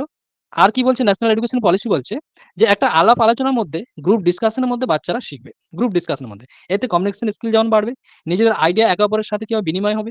কোন একটা বিষয়ের প্রতি একেকজনের ধারণা একেক রকম থাকে। এই ধারণাগুলো একে অপরের মধ্যে শেয়ার হবে। ঠিক আছে? এইজন্য কি করতে হবে? ডিসকাশন বেসড অ্যাপ্রোচ রাখতে হবে। ঠিক আছে? ডিসকাশন বেসড অ্যাপ্রোচ অর্থাৎ আলোচনা ভিত্তিক জ্ঞান, আলোচনা ভিত্তিক শিখন। অর্থাৎ আলোচনার মাধ্যমে কি করতে হবে? শেখাতে হবে। ডিসকাশন বেসড অ্যাপ্রোচ রাখতে হবে লার্নিং এর ক্ষেত্রে। কে বলছে? এটা ন্যাশনাল এডুকেশন পলিসি রিকমেন্ডেশন। যে আমাদের লার্নিং কিরকম হবে? ইনকোয়ারি বেসড হবে, ডিসকাশন বেসড হবে। ঠিক আছে? এবং লার্নিং কিরকম হবে? আউটসাইড লাইফ অর্থাৎ আমাদের যে বাইরের জীবন তার সাথে রিলেটেবল হবে। ঠিক আছে? তার সাথে রিলেটেবল হওয়া অবশ্যই দরকার। ডিসকাশনটা কার সাথে করবে? ডিসকাশনটা নিজের সাথীর সাথে করবে। অর্থাৎ ক্লাস যে বন্ধু রয়েছে, সে বন্ধুর সাথে ডিসকাশন করবে। টিচারের সাথে ডিসকাশন করবে। ঠিক আছে? টিচারের সাথে ডিসকাশন করবে। এই ডিসকাশনটা এইভাবে। তাহলে কি হবে? একটা ইনকোয়ারি বেসড লার্নিং তৈরি হবে এবং বাচ্চারা কি হবে? যেকোনো জিনিস ইন্টারেস্টিং ওয়েতে শেখার চেষ্টা করবে এবং নিজেদেরকে এক্সপ্লোর করা, যেকোনো বিষয়ের প্রতি নিজের ধ্যান ধারণা, নিজের থিংকিং বা নিজের যে চিন্তাভাবনা সেটা প্রকাশ করতে ভয় পাবে না। আর কোন একটা বিষয়ের প্রতি কারণ যখন জেনে যাবে, তার যে কনসেপচুয়াল আন্ডারস্ট্যান্ডিং সেটা বেড়ে যাবে। ঠিক আছে? তারপর কি বলছে? ন্যাশনাল এডুকেশন পলিসি বলছে যে এটা একটা প্রপোজিশন দিচ্ছে, একটা প্রস্তাব দিচ্ছে যে আমাদের যে কারিকুলাম, আমাদের যে কনটেন্ট, এই কনটেন্টের বোঝাটাকে বাড়িয়ে দেওয়া যাবে না। ঠিক আছে? কারিকুলামটাকে রিডাক্ট করতে হবে। অর্থাৎ রিডাকশন করতে হবে। ঠিক আছে? রিডাকশন করতে বলছে। কারিকুলামটাকে কমিয়ে দিতে বলছে। সিম্পল ইফেক্টিভ তো রাখতেই বলছে। রিডাকশনটাকে রিডাকশন কনটেন্ট অর্থাৎ যে কনটেন্ট গুলো আছে সেই কনটেন্টটাকে কমিয়ে সেটাকে ইফেক্টিভ করতে হবে। স্কুল কারিকুলামকে কখনোই এতটাই ভারী করে দেওয়া যাবে না যে বাচ্চাদের মেন্টাল ক্যাপাসিটি বাইরে চলে যাচ্ছে। তাহলে কনটেন্ট কিরকম রাখতে হবে? শিশুদের যে মেন্টাল ক্যাপাসিটি, মানসিক ক্ষমতা, ঠিক আছে? মেন্টাল ক্যাপাসিটি বা মেন্টাল অ্যাবিলিটি এটার দিকে নজর রেখে, ঠিক আছে? যতটা ক্যাপেবল হবে একটা শিশু সেই বিষয়টাকে রেখেই একটা কারিকুলামকে সেট করতে হবে। সঙ্গে যে প্রপার্টি গুলো বলেছিলাম যে ফ্লেক্সিবল করতে হবে। ঠিক আছে? কারিকুলাম কিরকম রাখতে হবে? ফ্লেক্সিবল রাখতে হবে। ঠিক আছে? কারিকুলামটাকে ফ্লেক্সিবল রাখতে হবে। তাহলে এই বিষয়গুলো ছিল তোমার আ কি প্রিন্সিপাল হিসেবে আমরা বলছি ন্যাশনাল এডুকেশন পলিসি। ঠিক আছে? এর সঙ্গে আরো একটা টার্ম মনে রাখো, ইসিসি, ইসিসি, ইসিসি। ইসিসির ফুল ফর্ম কি? ইসিসির ফুল ফর্ম হচ্ছে early childhood care and education. Early childhood care and education. Early childhood care and education. যেটা ফাউন্ডেশনাল স্টেজে তোমার বেশি দরকার হয়। Early childhood care and education শিশুদের এই সময়। ঠিক আছে? 0 থেকে 3 বছর বয়স। এই বয়সের মধ্যে কি হয়? শিশুদের কেয়ার করার ব্যাপারটা থাকে। Early childhood care and education, ঠিক আছে? এই সময়। ফুল ফর্মটা মনে রাখবে। আর 0 থেকে 3 বছর অর্থাৎ যে ফাউন্ডেশনাল স্টেজের যেটা, সেই সময় ইসিসি অর্থাৎ early childhood care and education. যখন বাচ্চারা কোথায় থাকছে? বাড়িতে থাকছে, ঠিক আছে? এই সময় বাচ্চারা কোথায় থাকে? বাড়িতেই থাকে। Early childhood care and education 0 থেকে 3 বছর বয়সে। এই সময় কি করতে হবে? এদের মধ্যে বেসিক নিউমেরিসি যেগুলো রয়েছে, সংখ্যার যে এগুলো রয়েছে, এগুলো ডেভেলপ করার চেষ্টা করতে হবে। আর কোনো কিছু করার দরকার নেই। ঠিক আছে? এরপর আমরা চলে যাচ্ছি যে আমাদের টেক্সট বুক কিরকম হওয়া উচিত। ঠিক আছে? ন্যাশনাল এডুকেশন পলিসির মতে একটা টেক্সট বুক কিরকম হওয়া উচিত। ঠিক আছে? টেক্সট বুকের ক্ষেত্রে বেশ কিছু জিনিস আমাদের একটু খেয়াল রাখতে হবে। টেক্সট বুক যখন আমরা নির্বাচন করব, তখন কি জিনিস বিষয় মাথায় রাখতে হবে? যে যাতে করে যে বিষয়গুলো বা যে কনটেন্ট গুলো আমরা টেক্সট বুকের মধ্যে ইনক্লুড করছি, যেই কনটেন্ট গুলো আমরা রাখবো, সেই কনটেন্ট গুলো যেকোনো টপিক বা যেকোনো কনটেন্ট, যেকোনো চ্যাপ্টার যখন আমরা রাখবো, সেই চ্যাপ্টারের যে বিষয়বস্তু, ঠিক আছে?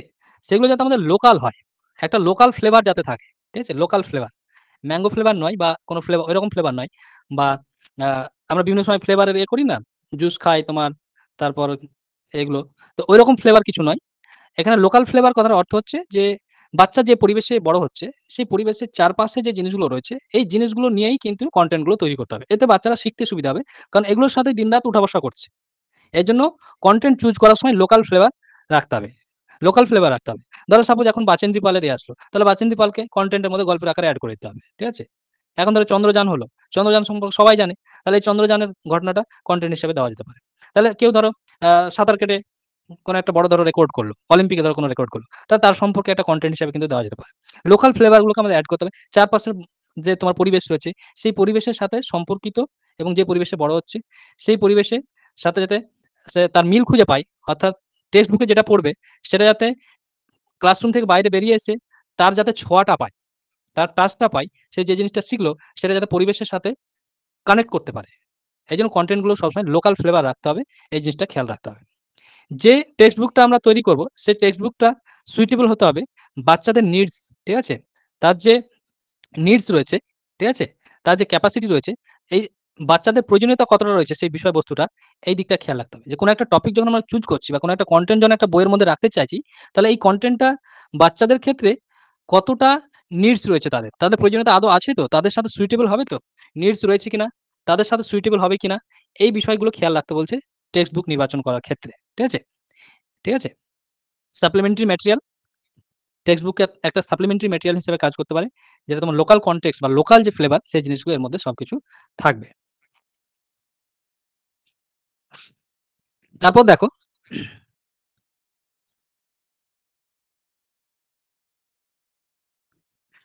ল্যাঙ্গুয়েজের ব্যাপারে কি বলা হচ্ছে? ল্যাঙ্গুয়েজের ব্যাপারে বেসিক্যালি বলা হচ্ছে যে মাল্টিলিঙ্গুয়ালিজম, অর্থাৎ বহু ভাষার যে ব্যবহার। মাল্টিলিঙ্গুয়ালিজম, ঠিক আছে? মাল্টিলিঙ্গুয়ালিজম, মাল্টিলিঙ্গুয়ালিজম। অনেকে ইংলিশ দেখে ভয় পাচ্ছ। শুধু আজকের ক্লাসটা ইংলিশে হচ্ছে। যেহেতু জেনারেল পেডাগোগি ক্লাস ইংলিশে হচ্ছে, ইংলিশ টার্মগুলোই বেশি সুইটেবল। ঠিক আছে? মাল্টিলিঙ্গুয়াল, কারণ এর সমস্ত রিসোর্স ইংলিশে রয়েছে। মাল্টিলিঙ্গুয়ালিজম অর্থাৎ বহু ভাষা, যে বিষয়টা বলছিলাম। যে একটা ক্লাসের মধ্যে বা একটা এডুকেশন সিস্টেমের মধ্যে বিভিন্ন ভাষার শিশুরা থাকে। তাহলে এই যে বিভিন্ন ভাষার শিশুরা রয়েছে, এই মাল্টিলিঙ্গুয়ালিজম, এটাকে নো করা যাবে না। এটাকে নো বলা যাবে না। এটাকে সবসময় কি করতে হবে? অ্যাকসেপ্ট করতে হবে। এটাকে অ্যাকসেপ্ট করতে হবে। এটাকে কি করতে হবে? এই মাল্টিলিঙ্গুয়ালিজমটাকে একটা রিসোর্স হিসেবে ভাবতে হবে। রিসোর্স। রিসোর্স বলতে যেখান থেকে বাচ্চারা নলেজ গেইন করে বা তাদের ডেভেলপমেন্ট হয় যে সমস্ত জায়গাগুলো থেকে, সেগুলোকে রিসোর্স বলি। যেমন টেক্সট বুক একটা রিসোর্স। ঠিক আছে? টেক্সট বুক একটা রিসোর্স। এখান থেকে অনেক কিছু শেখা যায়। সেরকম মাল্টিলিঙ্গুয়ালিজম, এটাকে অ্যাজ এ রিসোর্স ভাবতে হবে। যেটা হচ্ছে শেখার একটা উৎস, এটা হচ্ছে একটা রিসোর্স। কারণ এখানে যখন সবাই বিভিন্ন ভাষায় কথা বলবে, এতে কি হবে? তোমার কালচার আদান-প্রদান হবে। মাল্টিলিঙ্গুয়ালিজম যখন হবে, কালচার আদান-প্রদান হবে। যোগাযোগের যে দক্ষতা, ঠিক আছে? এটা বাড়বে। অর্থাৎ কমিউনিকেশন স্কিলস, এই জিনিসগুলো বাড়বে। কমিউনিকেশন স্কিলসটা কি হবে? বাড়বে। কমিউনিকেশন স্কিল বাড়বে। এইজন্য মাল্টিলিঙ্গুয়ালিজম কিন্তু খুব দরকার। একে অপরের কালচার সম্বন্ধে জানবে। শিশুরা নিজেদের মধ্যে বিভিন্ন ভাষায় আলোচনা করবে। ঠিক আছে? এটা দেখে অবাক হলে হবে না। এর ফলে কি হবে? যেমন কালচার ডেভেলপ করবে, কমিউনিকেশন স্কিলও কিন্তু ডেভেলপ করবে। আর কি বলছে ল্যাঙ্গুয়েজ সম্পর্কে? যে প্রত্যেকের যে মাদার টাং অর্থাৎ মাতৃভাষা, ঠিক আছে? প্রত্যেকের যে মাদার টাং, কারো মাতৃভাষা হিন্দি, তাহলে তার হিন্দিকে রেসপেক্ট করতে হবে। কারো মাতৃভাষা ধরো তামিল, তেলেগু, ঠিক আছে? কন্নড়, তাহলে বিভিন্ন রকম। কারো মাতৃভাষা ধরো বাংলা, তাহলে কি করতে হবে? তার মাতৃভাষাকে সবসময় রেসপেক্ট করতে বলছে। ন্যাশনাল এডুকেশন পলিসিতে কি বলছে?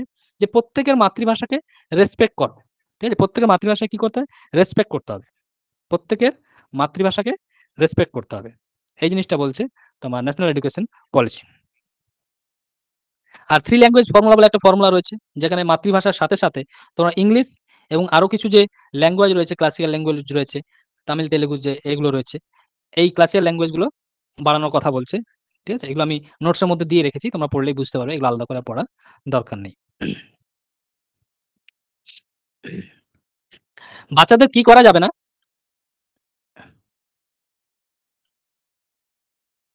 বাচ্চাদের কি করানো যাবে না? কম্পেয়ার করা যাবে না। ঠিক আছে? বাচ্চাদের কম্পেয়ার করা যাবে না। আমাদের সাথে তো সবসময় কম্পেয়ারই করা হতো। তোমরা সকলেই মনে করতে পারবে। নিজেদের ক্লাসরুমের কথা যদি মনে করো, আমাদের সবসময় কম্পেয়ার করা হতো। ও এত নম্বর পেয়ে গেল, তুই কেন পাচ্ছিস না? ও ইংলিশে এত ভালো, তুই কেন পারিস না? ও ইংলিশ এত ভালো বোঝে, তুই কেন পারিস না? ও ম্যাথমেটিক্স এত ভালো বুঝতে পারে, তোর কেন হচ্ছে না? আমাদের সময় টিচাররা সবসময় কি করতো? কম্পেয়ার করতো। সবসময় তুলনা করতো। এই তুলনা করে আমাদের মাথা খেয়ে নিত। তাই না? মনে করো সবসময় আমাদের কম্পেয়ার করতো। বাট ন্যাশনাল এডুকেশন পলিসি কি বলছে? যে লার্নিং অ্যান্ড এডুকেশন এর ক্ষেত্রে বাচ্চাদের মধ্যে তুলনা করতে হবে না। বাচ্চাদের মধ্যে তুলনা করা যাবে না। ঠিক আছে? Do not compare children.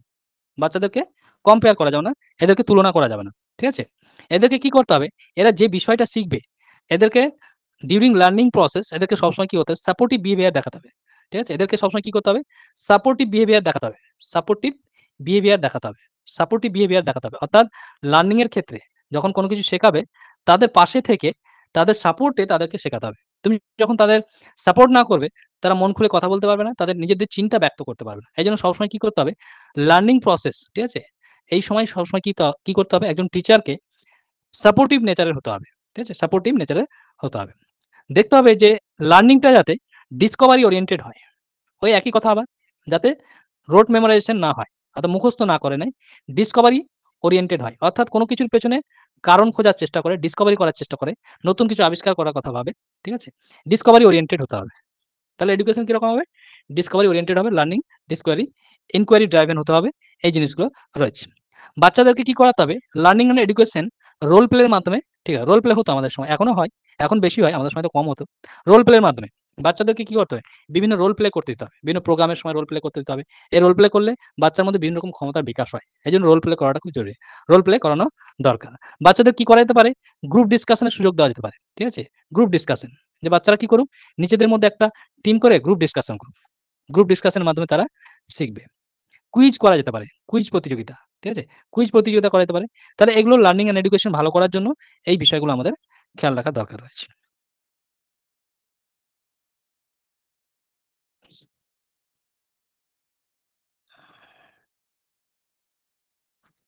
এবার দেখো সিপিডি ফর টিচার। পরীক্ষায় একটা কোয়েশ্চেন এসেছিল, সিপিডির ফুল ফর্ম জিজ্ঞেস করেছিল। সিপিডি। সিপিডির ফুল ফর্ম কি? দেখো সিপিডির ফুল ফর্ম হচ্ছে continuous professional development. Continuous professional development. Continuous professional development. Continuous professional development. Continuous professional development. এটা হচ্ছে তোমার সিপিডির full form. Continuous professional development. অর্থাৎ অ্যাজ এ টিচার যখন তুমি প্রফেশন যোগ দিচ্ছ, তখন তোমার জন্যও কিছু পেডাগোগি রয়েছে। তোমার জন্যও কিছু নির্দেশ রয়েছে। তুমি যখন অ্যাজ এ টিচারে করছো। যদি এর উপর খুব বেশি ইমপ্লিমেন্টেশন এখনো হয়নি, যে টিচারদের নিয়ে ২-৩ মাসের একটা ট্রেনিং করানো যেতে পারে। বিএড, ডিএড তো করছোই। তারপরেও একটা টিচার হিসেবে জয়েন করার পর তার প্রফেশনাল লেভেলটাকে ডেভেলপ করার জন্য একটা প্রসেস করা যেতে পারে, যেটাকে কন্টিনিউয়াস প্রফেশনাল ডেভেলপমেন্ট বলছে। ৩ মাস সময় মতো কাটাতে হয়। বাট এটা খুব বেশি ইমপ্লিকেশন মনে হয় হয়নি এখন পর্যন্ত। কন্টিনিউয়াস প্রফেশনাল ডেভেলপমেন্ট যেটাকে আমরা বলছি, ঠিক আছে? এটাকে সিপিডি বলা হয়। যাতে করে এটা করার পেছনে কারণ হচ্ছে যে বাচ্চাদেরকে মোটিভেট করতে যেতে পারে। ঠিক আছে? তাদের ফিউচার যাতে ভালো হয়, বাচ্চাদের যাতে শিশুরা যাতে শিশুরা যে জাতির ভবিষ্যৎ, এই বিষয়টাকে যাতে খুব সিরিয়াসলি টিচাররা নেয় এবং এই বিষয়টাকে মাথায় রেখে বাচ্চাদের যাতে সবসময় অলওয়েজ মোটিভেট করে, এই জিনিসগুলো শেখানোর জন্যই এই সিপিডি অর্থাৎ কন্টিনিউয়াস প্রফেশনাল ডেভেলপমেন্ট বিষয়টাকে আনা হয়েছিল। ঠিক আছে? কন্টিনিউয়াস প্রফেশনাল ডেভেলপমেন্ট বলছে এটাকে। যে অ্যাজ এ টিচার যাতে তুমি একটা স্টুডেন্টকে সবসময় মোটিভেট রাখো। সে যে জাতির ভবিষ্যৎ, এই বিষয়টাকে মাথায় রেখে তাকে গড়ার চেষ্টা করতে হবে সবসময়। ঠিক আছে? এরপর চলে আসছি আরেকটা বিষয় নিয়ে, যেটাকে বলছি আমরা সোশ্যালি ইকোনমিক্যালি ডিসঅ্যাডভান্টেজ গ্রুপ। অর্থাৎ আমাদের সমাজে কিছু পিছিয়ে পড়া শিশু রয়েছে, পিছিয়ে পড়া স্টুডেন্ট রয়েছে। তাদের কথা মাথায় রেখে সোশ্যালি ইকোনমিক্যালি মানে ডিসঅ্যাডভান্টেজ যারা শিশু রয়েছে, তাদের কথা মাথায় রেখে বেশ কিছু জিনিস তোমার ন্যাশনাল এডুকেশন পলিসি করেছে, যে কি করতে হবে তাদের জন্য। যে সমস্ত এগুলোর পিছিয়ে পড়া রয়েছে সোশ্যালি এবং আর্থিক দিক থেকে, অর্থাৎ ইকোনমিক্যালি যারা পিছিয়ে পড়া রয়েছে, ঠিক আছে? Disadvantage group, disadvantage group, disadvantage group. যারা সোশ্যালি অর্থাৎ সামাজিকভাবে অর্থাৎ সমাজে যারা পিছিয়ে পড়া, ইকোনমিক্যালি অর্থাৎ অর্থনৈতিকভাবে যারা পিছিয়ে পড়া রয়েছে, এদের কথা বলা হচ্ছে এসইডিজি, এসইডিজিএস অর্থাৎ সোশ্যালি ইকোনমিক্যালি ডিসঅ্যাডভান্টেজ গ্রুপস। এদের কথা বলা হচ্ছে, এদের জন্য কিছু স্টেপ নেওয়ার কথা বলছে। এদের জন্য কি স্টেপ বলা হচ্ছে? এদের জন্য স্টেপ হচ্ছে নোটসে দেওয়া আছে, পড়ে নিতে পারবে। যে এদের জন্য কিছু ফান্ড কালেক্ট করা যেতে পারে। এদের জন্য কিছু ফান্ড কালেক্ট করা যেতে পারে। ঠিক আছে? বেসিক্যালি ফিমেলদের জন্য এবং ট্রান্সজেন্ডার জন্য বলা হয়েছে। মেলদের জন্য নয় কিন্তু। ফিমেলদের জন্য এবং ট্রান্সজেন্ডার যারা রয়েছে তাদের জন্য ফান্ড কালেক্ট করার কথা বলছে। জেন্ডার ইনক্লুশন ফান্ড বলে এটাকে। এটাকে বলে জেন্ডার ইনক্লুশন ফান্ড। ঠিক আছে? তাদের সাথে কি করতে হবে? তাদের যে ইমোশনাল, ঠিক আছে? এই সোশিও ইমোশনাল যে ব্যাপারটা তাদের, তারা যে পিছিয়ে পড়া সমাজে, এই বিষয়টা নিয়ে তাদের সাথে একটা আলোচনা করতে হবে। তাদের সাথে একটা কাউন্সেলিং করতে হবে। যাতে করে তারা হীনমন্যতায় না ভোগে। তাদের সাথে কাউন্সেলিং করতে হবে। তাদের সাথে কাউন্সেলিং করতে হবে। এবং তাদেরকে কি করতে হবে? একটা ফিন্যান্সিয়াল অ্যাসিস্ট্যান্স দিতে হবে। অর্থাৎ অর্থনৈতিকভাবে তাদেরকে সহযোগিতা করতে হবে। তবেই তো যারা ডিসঅ্যাডভান্টেজ রয়েছে তারা প্রতিযোগিতায় করতে পারবে। তারা তোমার আর যারা অ্যাডভান্টেজ রয়েছে তাদের সাথে পেরে উঠবে। নাহলে তো তারা সারা জীবন পিছিয়েই থেকে যাবে। এইজন্য কিছু স্টেপ নেওয়ার কথা বলা হয়েছে। তাদের জন্য ফান্ড কালেক্ট করা, কাউন্সেলিং করা এবং তাদেরকে সর্বোপরি কি করতে হবে? ফিন্যান্সিয়াল অ্যাসিস্ট্যান্স দিতে হবে। তারা যে পিছিয়ে পড়া সমাজের এই বিষয়টা নিয়ে তাদের সাথে একটা ফ্রুটফুল আলোচনা করতে হবে। হুম? তাদের জন্য কি করা যেতে পারে? স্পেশাল এডুকেশন জোন করা যেতে, স্পেশাল এডুকেশন জোন। ঠিক আছে? স্পেশাল এডুকেশন জোন করা যেতে পারে। স্পেশাল এডুকেশন জোন কথার অর্থ হচ্ছে, স্পেশাল এডুকেশন জোন কথার অর্থ হচ্ছে যে 25 জন ছাত্রের পিছু একজন টিচার। এই কনসেপ্ট আছে স্পেশাল এডুকেশন জোন। যেখানে স্টুডেন্ট টিচার রেশিও হবে 25:1 অর্থাৎ 25 জন ছাত্রের পিছু একজন শিক্ষক। নরমালি কি হয়? 30 জন ছাত্রের পিছু একজন শিক্ষকের রয়েছে। বাট এখানে কি করতে হবে? যেহেতু এরা পিছিয়ে পড়ে এজন্য এদের ক্ষেত্রে 25 জন ছাত্রের পিছু একজন শিক্ষক রাখতে হবে। ঠিক আছে? এই হচ্ছে সিপিটি ফর টিচার। এরপর দেখো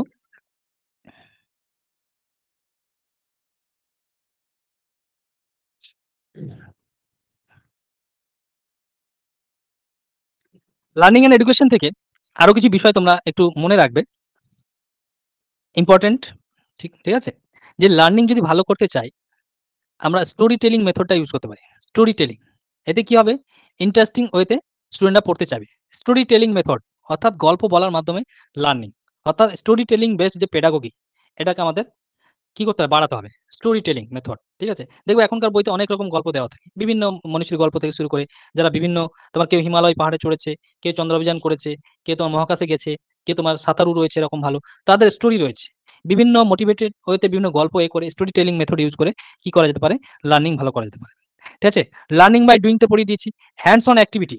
হাতের মাধ্যমে কোনো কিছু করার মাধ্যমে করতে হবে। সায়েন্টিফিক লার্নিং হবে। বিজ্ঞানসম্মত উপায়ে করতে হবে। সায়েন্টিফিক লার্নিং করতে হবে। ঠিক আছে? সায়েন্টিফিক বিজ্ঞানসম্মতভাবে। ঠিক আছে? তারপর তোমার ডিজিটাল লার্নিং কে ইনক্রিজ করতে হবে। Digital learning. ঠিক আছে? এখন দেখো এডুকেশন সিস্টেম পুরো ডিজিটাল হয়ে গেছে। ঠিক আছে? ডিজিটাল হয়েছে। ডিজিটাল লার্নিং কে তোমার কি করতে হবে? অ্যাপ্রিশিয়েট করতে হবে। ঠিক আছে? এগুলোকে অ্যাপ্রিশিয়েট করতে হবে।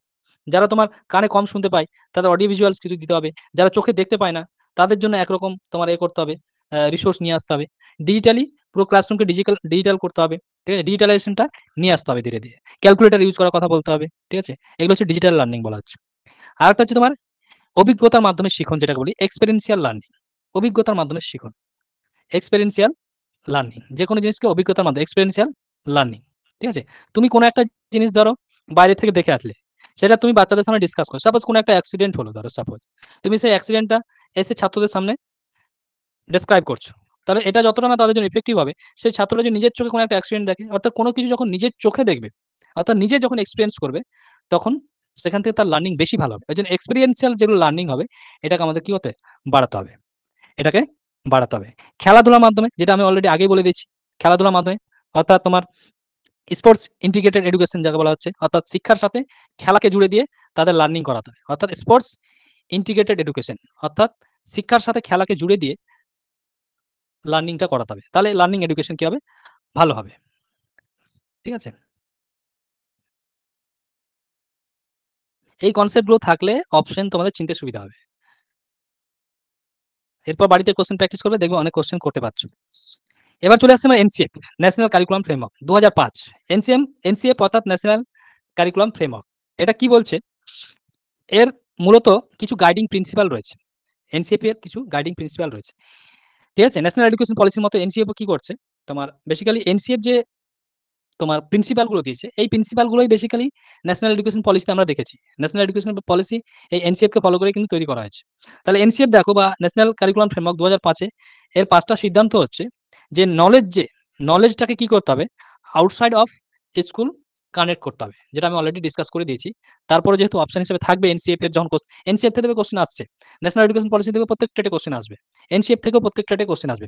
তাহলে এনসিএফ থেকে দেখো কি বলছে যে আউটসাইড অফ লাইফ, যে স্কুলের বাইরে যে জীবন, এর সাথে কি করতে হবে, কানেক্ট করতে হবে। তাহলে তোমার লাইফকে, শিশুদের জীবনটাকে কানেক্ট করতে হবে কি করে, আউটসাইড অফ স্কুল, ঠিক আছে? স্কুলের বাইরের জীবনের সাথে তাদের জীবনটাকে কি করতে হবে, কানেক্ট করতে হবে, ঠিক আছে? তারপর কি করছে, ন্যাশনাল এডুকেশন পলিসি অলরেডি আমরা পড়ে নিয়েছি যে লার্নিং কিরকম হবে, রোড মেমোরাইজেশন হবে না, learning shifts away from road memorisation, road memorisation করানো যাবে না। এটাও কিন্তু এনসিএফ অর্থাৎ ন্যাশনাল এডুকেশন পলিসিতে যেটা বলা হয়েছে যে রোড মেমোরাইজেশন অর্থাৎ মুখস্থ করা যাবে না, এই বিষয়টা কোথা থেকে নেওয়া হচ্ছে, এই এনসিএফ থেকে কিন্তু এর মেন সোর্সটা এনসিএফ থেকে কিন্তু এটা নেওয়া হয়েছে, ঠিক আছে? তারপর তোমার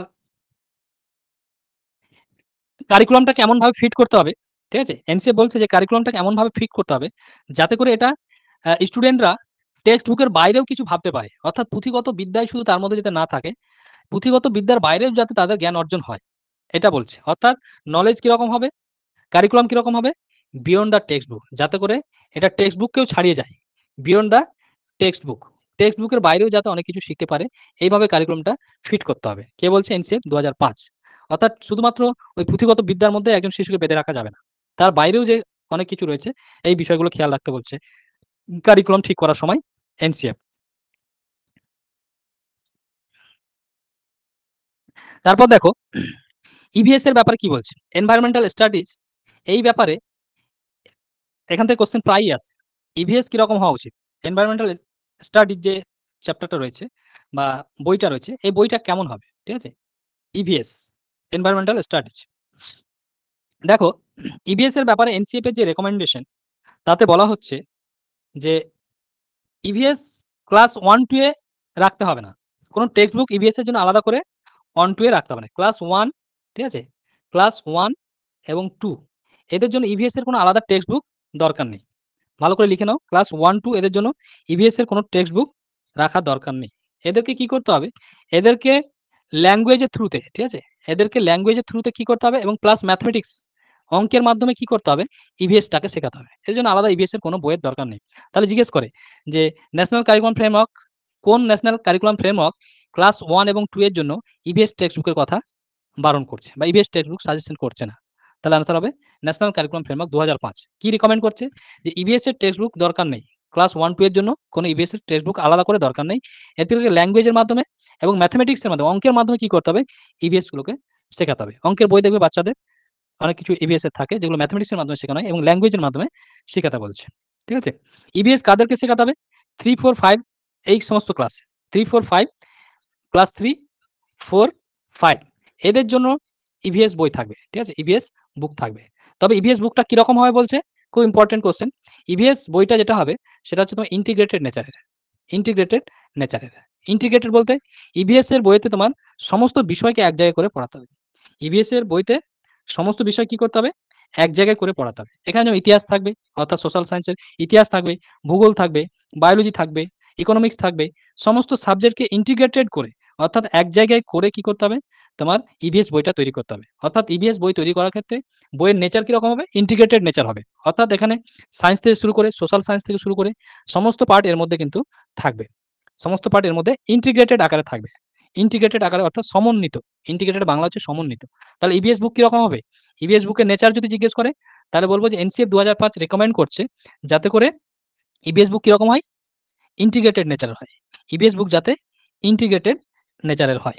আর কি বলছে যে আর কি বলা হচ্ছে ইন্টিগ্রেটেড নেচারের ক্ষেত্রে? যে এখানে তোমার বিভিন্ন সাবজেক্ট গুলো একসাথে করে পড়ানো হবে। ঠিক আছে? বিভিন্ন কনসেপ্ট যেগুলো রয়েছে, থিওরি যেগুলো রয়েছে, সেই থিওরি গুলো কি করতে হবে? তোমার সোশ্যাল সায়েন্স বলো, সায়েন্স বলো, সমস্ত কিছুকে এক জায়গায় করে পড়াতে হবে। সায়েন্স, সোশ্যাল সায়েন্স এগুলো সব জায়গায়। ইতিহাস, ভূগোল থেকে শুরু করে আর বাকি যে সাবজেক্ট গুলো রয়েছে, সব সাবজেক্ট গুলোকে এক জায়গায় করে পড়াতে বলছে। ঠিক আছে? ইন্টিগ্রেটেড নেচার 3 থেকে 4, 5 এগুলো। ঠিক আছে? এনসিএফ 1975 1975 সালের যে ন্যাশনাল কারিকুলাম ফ্রেমওয়ার্ক ছিল 1975, সেখানে কিন্তু ক্লাস 3 এবং ক্লাস 5 সেখানে কিন্তু সোশ্যাল স্টাডিজ অর্থাৎ আর্টসের বিষয়গুলো এবং জেনারেল সায়েন্স এগুলো কিন্তু আলাদা আলাদা ছিল। সোশ্যাল স্টাডিজ, ঠিক আছে? অর্থাৎ আর্টসের যে বিষয়গুলো রয়েছে এবং জেনারেল সায়েন্স অর্থাৎ ফিজিক্যাল সায়েন্স, বায়োলজি, কেমিস্ট্রি ঠিক না, ফিজিক্যাল সায়েন্স, বায়োলজি এগুলো। জেনারেল সায়েন্সের মধ্যে যে পার্টগুলো রয়েছে, এই জেনারেল সায়েন্স এবং সোশ্যাল স্টাডিজ এনসিএফ 1975 এ এগুলো আলাদা করে পড়া হতো। বাট এনসিএফ 2005 কি করলো? এগুলোকে ইন্টিগ্রেটেড করে দিয়েছে। এগুলোকে এক জায়গায় করে দিয়েছে। না, এগুলো আলাদা আলাদা করে পড়ার দরকার নেই। এগুলোকে এক জায়গায় করে পড়াতে হবে। এক জায়গায় করে সেগুলোকে পড়াতে হবে। ঠিক আছে? আর ইভিএস এর বুক নির্বাচনের ক্ষেত্রে আ যেটা বললাম যে ক্লাস 1-2 এর জন্য কোনো টেক্সট বুক দরকার নেই। আরেকটা জিনিস মনে রাখতে হবে যে এখানে যে টপিক এগুলো পড়ানো হবে, সেগুলো হবে তোমার পুরো কনটেক্সচুয়াল ওয়েতে পড়াতে হবে। কনটেক্সচুয়াল জিনিস থাকবে সব। এটা গেল ন্যাশনাল এডুকেশন কারিকুলাম ফ্রেমওয়ার্ক এর ইভিএস এর নিয়ে কথা। এবার ম্যাথমেটিক্স নিয়ে কি বলছে? ম্যাথমেটিক্স এর গোল কিরকম হবে? এটা নিয়ে বলা হচ্ছে। যে এনসিএফ 2005 বলছে ম্যাথমেটিক্স এর গোল, আমি অলরেডি একবার মনে হয় পড়িয়েছি ম্যাথমেটিক্স ক্লাসে, যে এনসিএফ 2005 রেকমেন্ড করছে যে higher goal of mathematics. Higher goal of mathematics অর্থাৎ ম্যাথমেটিক্স পড়ানোর উদ্দেশ্য কি? এই নিয়ে এনসিএফ এর রেকমেন্ডেশন হচ্ছে যে বাচ্চাদের চিন্তাভাবনাকে ম্যাথমেটাইজ করতে হবে। গাণিতিকীকরণ বলে এটাকে, অর্থাৎ ম্যাথমেটাইজ করতে হবে। ম্যাথমেটাইজেশন বলা হয়। অর্থাৎ গাণিতিকীকরণ। অর্থাৎ বাচ্চাদের চিন্তাভাবনাকে গাণিতিকীকরণ। অর্থাৎ গণিতের মধ্যে বাচ্চারা যে লজিক শিখে, রিজনিং শিখে, যুক্তিতর্ক করা শেখে। ঠিক আছে? কোনো জিনিসকে অন্ধের মতো বিশ্বাস করে না। প্রত্যেকটা স্টেপ ম্যাথমেটিক্স এ করার সময় তার একটা যুক্তি থাকে, লজিক থাকে। কেন করছে তার একটা কারণ থাকে। এই যে বিষয়গুলো, এই পুরো বিষয়গুলো যাতে বাচ্চাটার জীবনের সাথে জড়িয়ে যায়, এটাকে বলা হয় ম্যাথমেটাইজেশন। অর্থাৎ পুরো জীবনটা তার গাণিতিকীকরণ করে দাও, ম্যাথমেটাইজ করে দাও। সব জায়গায় যুক্তি। অঙ্ক করার সময় যেমন যুক্তি ফলো করছে, স্টেপস ফলো করছে, রিজনিং ফলো করছে, সেরকম বাস্তব জীবনেও যখন কিছু করবে, যাতে যুক্তিসম্মতভাবে করে, যুক্তি ছাড়া যাতে কোনো কিছু না করে। অযৌক্তিক, irrelevant কোনো কিছু যাতে না করে। অর্থাৎ সমস্ত কিছুই তার কি করে দিতে হবে? গাণিতিকীকরণ করে দিতে হবে অর্থাৎ ম্যাথমেটাইজেশন করে দিতে হবে। এটা হচ্ছে হায়ার গোল অফ ম্যাথমেটিক্স। কে বলছে? এনসিএফ 2005 বলছে এটাই হওয়া উচিত ম্যাথমেটিক্সের হায়ার গোল বা হায়ার এম। ন্যারো এম কোনটাকে বলছে? আর কি হায়ার গোল হবে? যে বাচ্চাদের ইন্টারেস্ট তৈরি করা, ডেভেলপিং ইন্টারেস্ট। ঠিক আছে? তাদের মধ্যে ইন্টারেস্ট তৈরি করতে হবে। তাদের বিভিন্ন জায়গা সম্বন্ধে একটা ধারণা দিতে হবে। স্পেশাল যেটা আন্ডারস্ট্যান্ডিং সেটা বাড়াতে হবে। ঠিক আছে? তারপর কি বলা হচ্ছে? ম্যাথ শেখানোর জন্য তোমার আ গ্রুপে ম্যাথ করানোর চেষ্টা করতে হবে। গ্রুপিং করে ম্যাথ করলে একটা ম্যাথসের প্রবলেম বিভিন্নজন বিভিন্নভাবে করবে। এর ফলে নিজেদের মধ্যে আইডিয়াটা জেনারেট হবে এবং আইডিয়া একে অপরের মধ্যে কি হবে?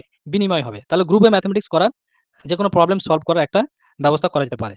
এবং রিয়াল লাইফ সিচুয়েশন থেকে এক্সাম্পল যখন নেওয়া হবে, এক্সাম্পল গুলো সবসময় কি নিতে হবে? তার রিয়াল লাইফ সিচুয়েশন অর্থাৎ বাস্তব জীবনের উদাহরণ নিতে হবে। যেকোনো এক্সাম্পল নেওয়ার সময় রিয়াল লাইফ সিচুয়েশন এর সাথে যাতে মিল খায়, এরকমভাবে ক্লাসরুম এনভায়রনমেন্টটা করতে হবে ম্যাথমেটিক্স এর জন্য। এটা এনসিএফ 2005 রেকমেন্ড করছে। যে সবসময় যাতে ম্যাথমেটিক্স এর যে এনভায়রনমেন্টটা হবে ক্লাসরুম, সেটা রিয়াল লাইফ সিচুয়েশন এর সাথে যাতে মিল থাকে। বাচ্চারা যদি মিস্টেকস করে, কোনো একটা ম্যাথমেটিক্স ধরো ভুল করে দিয়েছে। বাচ্চারা ধরো মিস্টেকস করলো, কোনো একটা মিস্টেকস করলো, ভুল করলো। তাহলে ভুলটাকে কি করতে হবে? ম্যাথমেটিক্সে যখন ভুল করবে, এই ভুলটাকে একটা অপরচুনিটি হিসাবে নিতে হবে। এটা কি হিসাবে নিতে হবে? অপরচুনিটি হিসাবে নিতে হবে। যে সে নতুন করে আরো কিছু শিখতে পারবে তাহলে।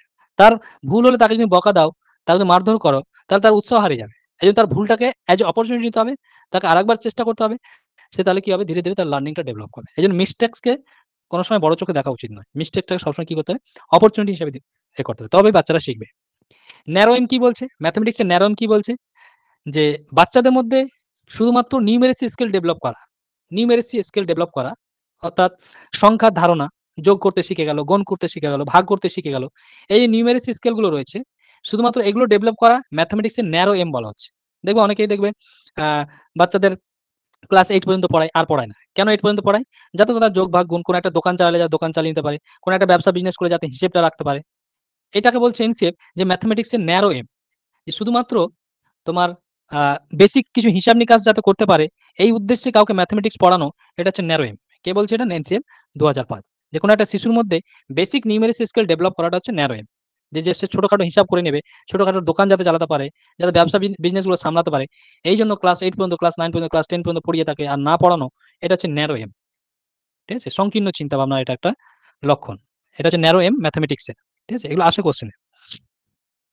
যাতে করে কোনো কিছু প্রবলেম আসলে সেটা সলভ করতে পারে। এগুলো হচ্ছে ন্যারো এম এর মধ্যে। এরপর আমরা চলে আসছি right to education act ২০০৯। Right to education act ২০০৯ basically এটা কি বলছে? যে বাচ্চাদের মধ্যে ডিসক্রিমিনেশন করা যাবে না। আমি আগেই বলেছি ইন্ডিভিজুয়াল ডিফারেন্সেস থাকবে। সেটা মেধার ভিত্তিতে হোক, তোমার জাতিগতভাবে হোক, ভাষার ভিত্তিতে হোক, ইন্ডিভিজুয়াল ডিফারেন্স থাকবেই। একটা ক্লাসরুম সবসময় ইউনিক হয় না, ইউনিফর্ম হয় না। কোনো ক্লাসরুমই ইউনিফর্ম নয়। সেখানে ভাষার ভিত্তিতে হোক, জাতির ভিত্তিতে হোক, চিন্তাভাবনার দিক থেকে হোক, আন্ডারস্ট্যান্ডিং দিক থেকে হোক, ইন্টেলিজেন্সের বেসিসে হোক, বুদ্ধির দিক থেকে হোক, সমস্ত বাচ্চারা কখনো একরকম হয় না। বাচ্চাদের মধ্যে একটা ইন্ডিভিজুয়াল ডিফারেন্সেস রয়েছে। তাহলে ইন্ডিভিজুয়াল ডিফারেন্সেস যখন হবে, তুমি ডিসক্রিমিনেশন করতে পারবে না। ঠিক আছে? কোনো একটা বাচ্চা ধরো হিন্দিতে কথা বলে, কোনো একটা বাচ্চা ধরো ইংলিশে কথা বলে। তুমি কখনোই ইংলিশের বাচ্চাটাকে সরিয়ে দিতে পারো না বা হিন্দির বাচ্চাটাকে আলাদা করে দিতে পারো না ক্লাস থেকে। ডিসক্রিমিনেশন কখনোই করা যাবে না। ঠিক আছে? ডিসক্রিমিনেশন কখনোই করা যাবে না। প্লাস সেগ্রিগেশন বা সেপারেশন করা যাবে না। ঠিক আছে? তাদেরকে আলাদা করাও যাবে না। ঠিক আছে? তাদেরকে একসাথে নিয়েই পড়াশোনা করতে হবে। লার্নিংটা চালিয়ে যেতে হবে। এটা কে বলছে? Right to education act ২০০৯। ঠিক আছে? রাইট টু এডুকেশন অ্যাক্ট বলছে যে আমাদের ক্লাসরুমগুলো এজ ওয়াইজ হোমোজিনিয়াস হয়। Age wise homogeneous. দেখবে এখনকার ক্লাসরুম দেখবে যে ধরো ৬ বছর বয়স, ৭ বছর বয়সে ক্লাস 2 এ পড়ছে, ৬ বছর বয়সে ক্লাস 1 এ পড়ছে, ৮ বছর বয়সে ক্লাস 3 তেই পড়ছে। তো ক্লাস 3 এর স্টুডেন্ট যদি দেখো সবার বয়স অলমোস্ট কি ৮ বছর।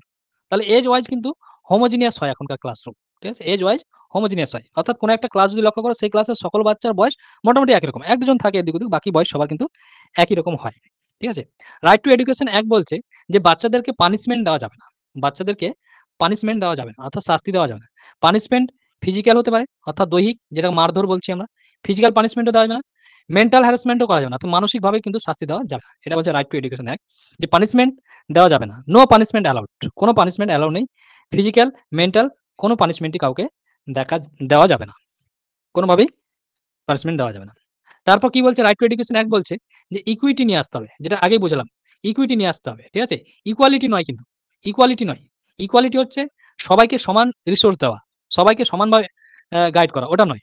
কি করতে হবে? ইকুইটি আনতে হবে। অর্থাৎ যার যেরকম প্রয়োজন তাকে সেইভাবে তার পাশে থেকে তার ডেভেলপমেন্ট, তার লার্নিংটা করতে হবে। ঠিক আছে? ইকুইটি আনতে হবে। ইকুয়ালিটি নয়। ঠিক আছে?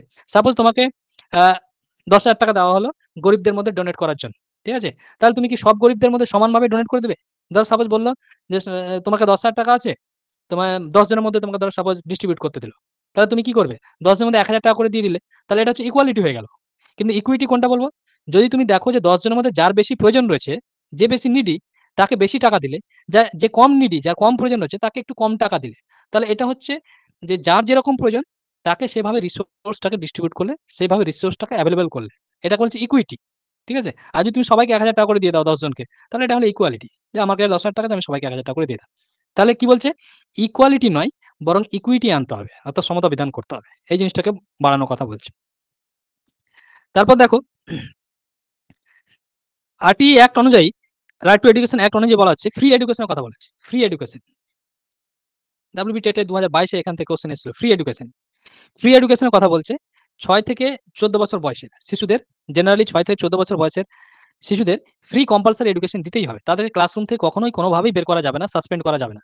তাদেরকে কি করতে হয়? ফ্রি এডুকেশন দিতে হবে ৬ থেকে ১৪ বছর বয়সের শিশুদের।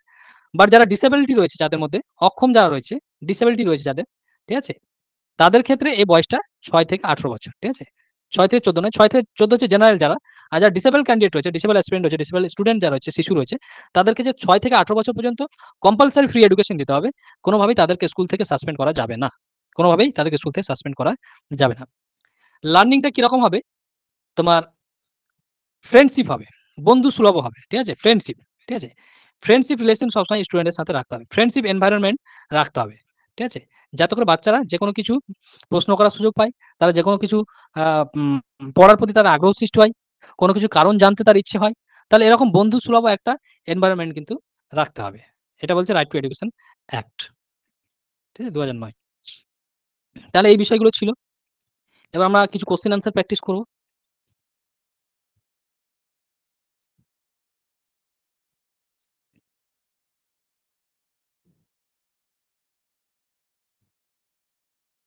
Which of the following represent the recommendation of national education policy ২০২০। আচ্ছা, তোমরা কোয়েশ্চেন অ্যান্সার গুলো অ্যান্সার করতে পারো। মাইক অন করে অ্যান্সার করবে। তারপর আবার মাইকটা অফ করে দেবে। তাহলে সবার সুবিধা হবে, কেউ ডিস্টার্ব হবে না। ঠিক আছে? তোমার কোয়েশ্চেন অ্যান্সার গুলো করতে পারো। Which of the following represent the recommendation of national education policy ২০২০ for curriculum and pedagogy in school? Sir C. Option C 5+3+3+4 এটা। অপশন এ হবে না? অপশন এও তো ঠিক আছে। ইন্টিগ্রেটেড করতে হবে এডুকেশনটাকে। Learning should be holistic and integrated, এটাও হবে। ঠিক আছে? তাহলে অপশন এ এবং অপশন বি দুটোই কিন্তু ঠিক। তাহলে অপশন এ এবং অপশন বি দুটোই ঠিক হবে। ঠিক আছে? লার্নিং শুড বি হলিস্টিক এবং ইন্টিগ্রেটেড। হলিস্টিক কথার অর্থ কি? সমস্ত জিনিসকে সামগ্রিক উপায়ে শেখাতে হবে। ইন্টিগ্রেট করে শেখাতে হবে। এটা ১ম এই বললাম আমি। ক্লাস শুরুর ১ম এই। আর কারিকুলাম কিরকম হবে? 5+3+3+4 ঠিক আছে? Foundation stage should include learning from formal text book. Foundation স্টেজে ফরমাল টেক্সট বুক ইউজ করা যাবে না। আর এই সিস্টেমটাও হবে না। তাহলে কি হবে? লার্নিং কিভাবে হবে ফাউন্ডেশন স্টেজে? ফাউন্ডেশন স্টেজে ফরমাল টেক্সট বুক নয়। খেলাধুলার মাধ্যমে শেখাতে হবে। ঠিক আছে? Learning by playing, learning by doing. খেলাধুলার মাধ্যমে শেখাতে হবে তাদেরকে। ঠিক আছে? ফরমাল টেক্সট বুক ইউজ করা যাবে না ফাউন্ডেশন স্টেজে। নেক্সট কোয়েশ্চেন দেখো। National education policy, the goal of early childhood care education before class 1 should be। Class 1 আমি পড়ালাম একটু আগে। যে ক্লাস 1 এর আগে যখন বাচ্চাটা তোমার আ এতে থাকছে, ফাউন্ডেশন স্টেজে থাকছে, ঠিক আছে? একবার প্রাইমারি লেভেলে যখন 0 থেকে 3 বছর বয়সে, যেটা 0 থেকে 3 বছর বয়সের মধ্যে বাচ্চাদের মধ্যে কি করতে হবে? To develop basic নিউমেরিসি skills among learner. ঠিক আছে? নাম্বার লেখানো এগুলো শেখানোর দরকার নেই। মাল্টিপ্লিকেশন টেবিল এগুলো পড়ানোর কোনো দরকার নেই।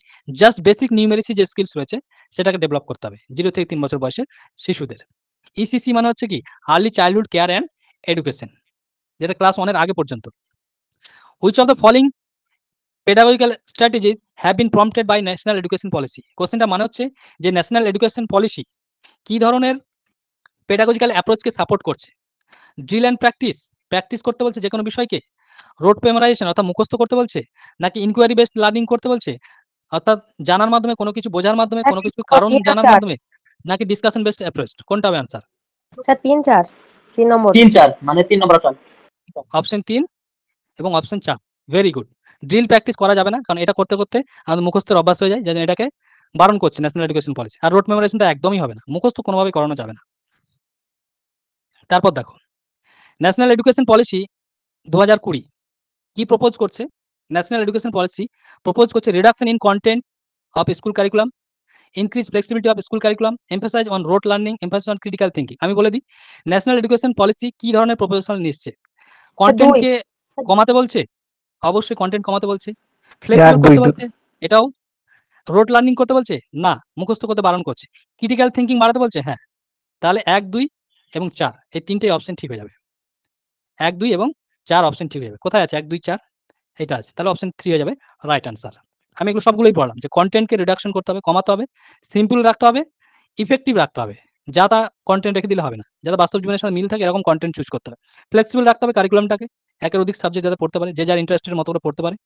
এবং রোড লার্নিং তো করানোই যাবে না। ক্রিটিক্যাল থিংকিংটাকে বাড়াতে হবে। যাতে করে সে এনালাইসিস করতে পারে, যেকোনো জিনিসকে ব্যাখ্যা করে পড়ে, যেকোনো অ্যান্সার করার সময় যাতে সে একের অধিক সলিউশনের কথা ভাবতে পারে। ঠিক আছে? প্রবলেম যেকোনো সলভ করার সময় সে যেন ডিফারেন্ট মেথড ইউজ করতে পারে। এই জিনিসগুলো যখন থাকবে সেটা আমরা ক্রিটিক্যাল থিংকিং বলব। ঠিক আছে? তাহলে এই জিনিসটাও বাড়াতে হবে। অ্যান্সার করে মাইক অফ করে দেবে।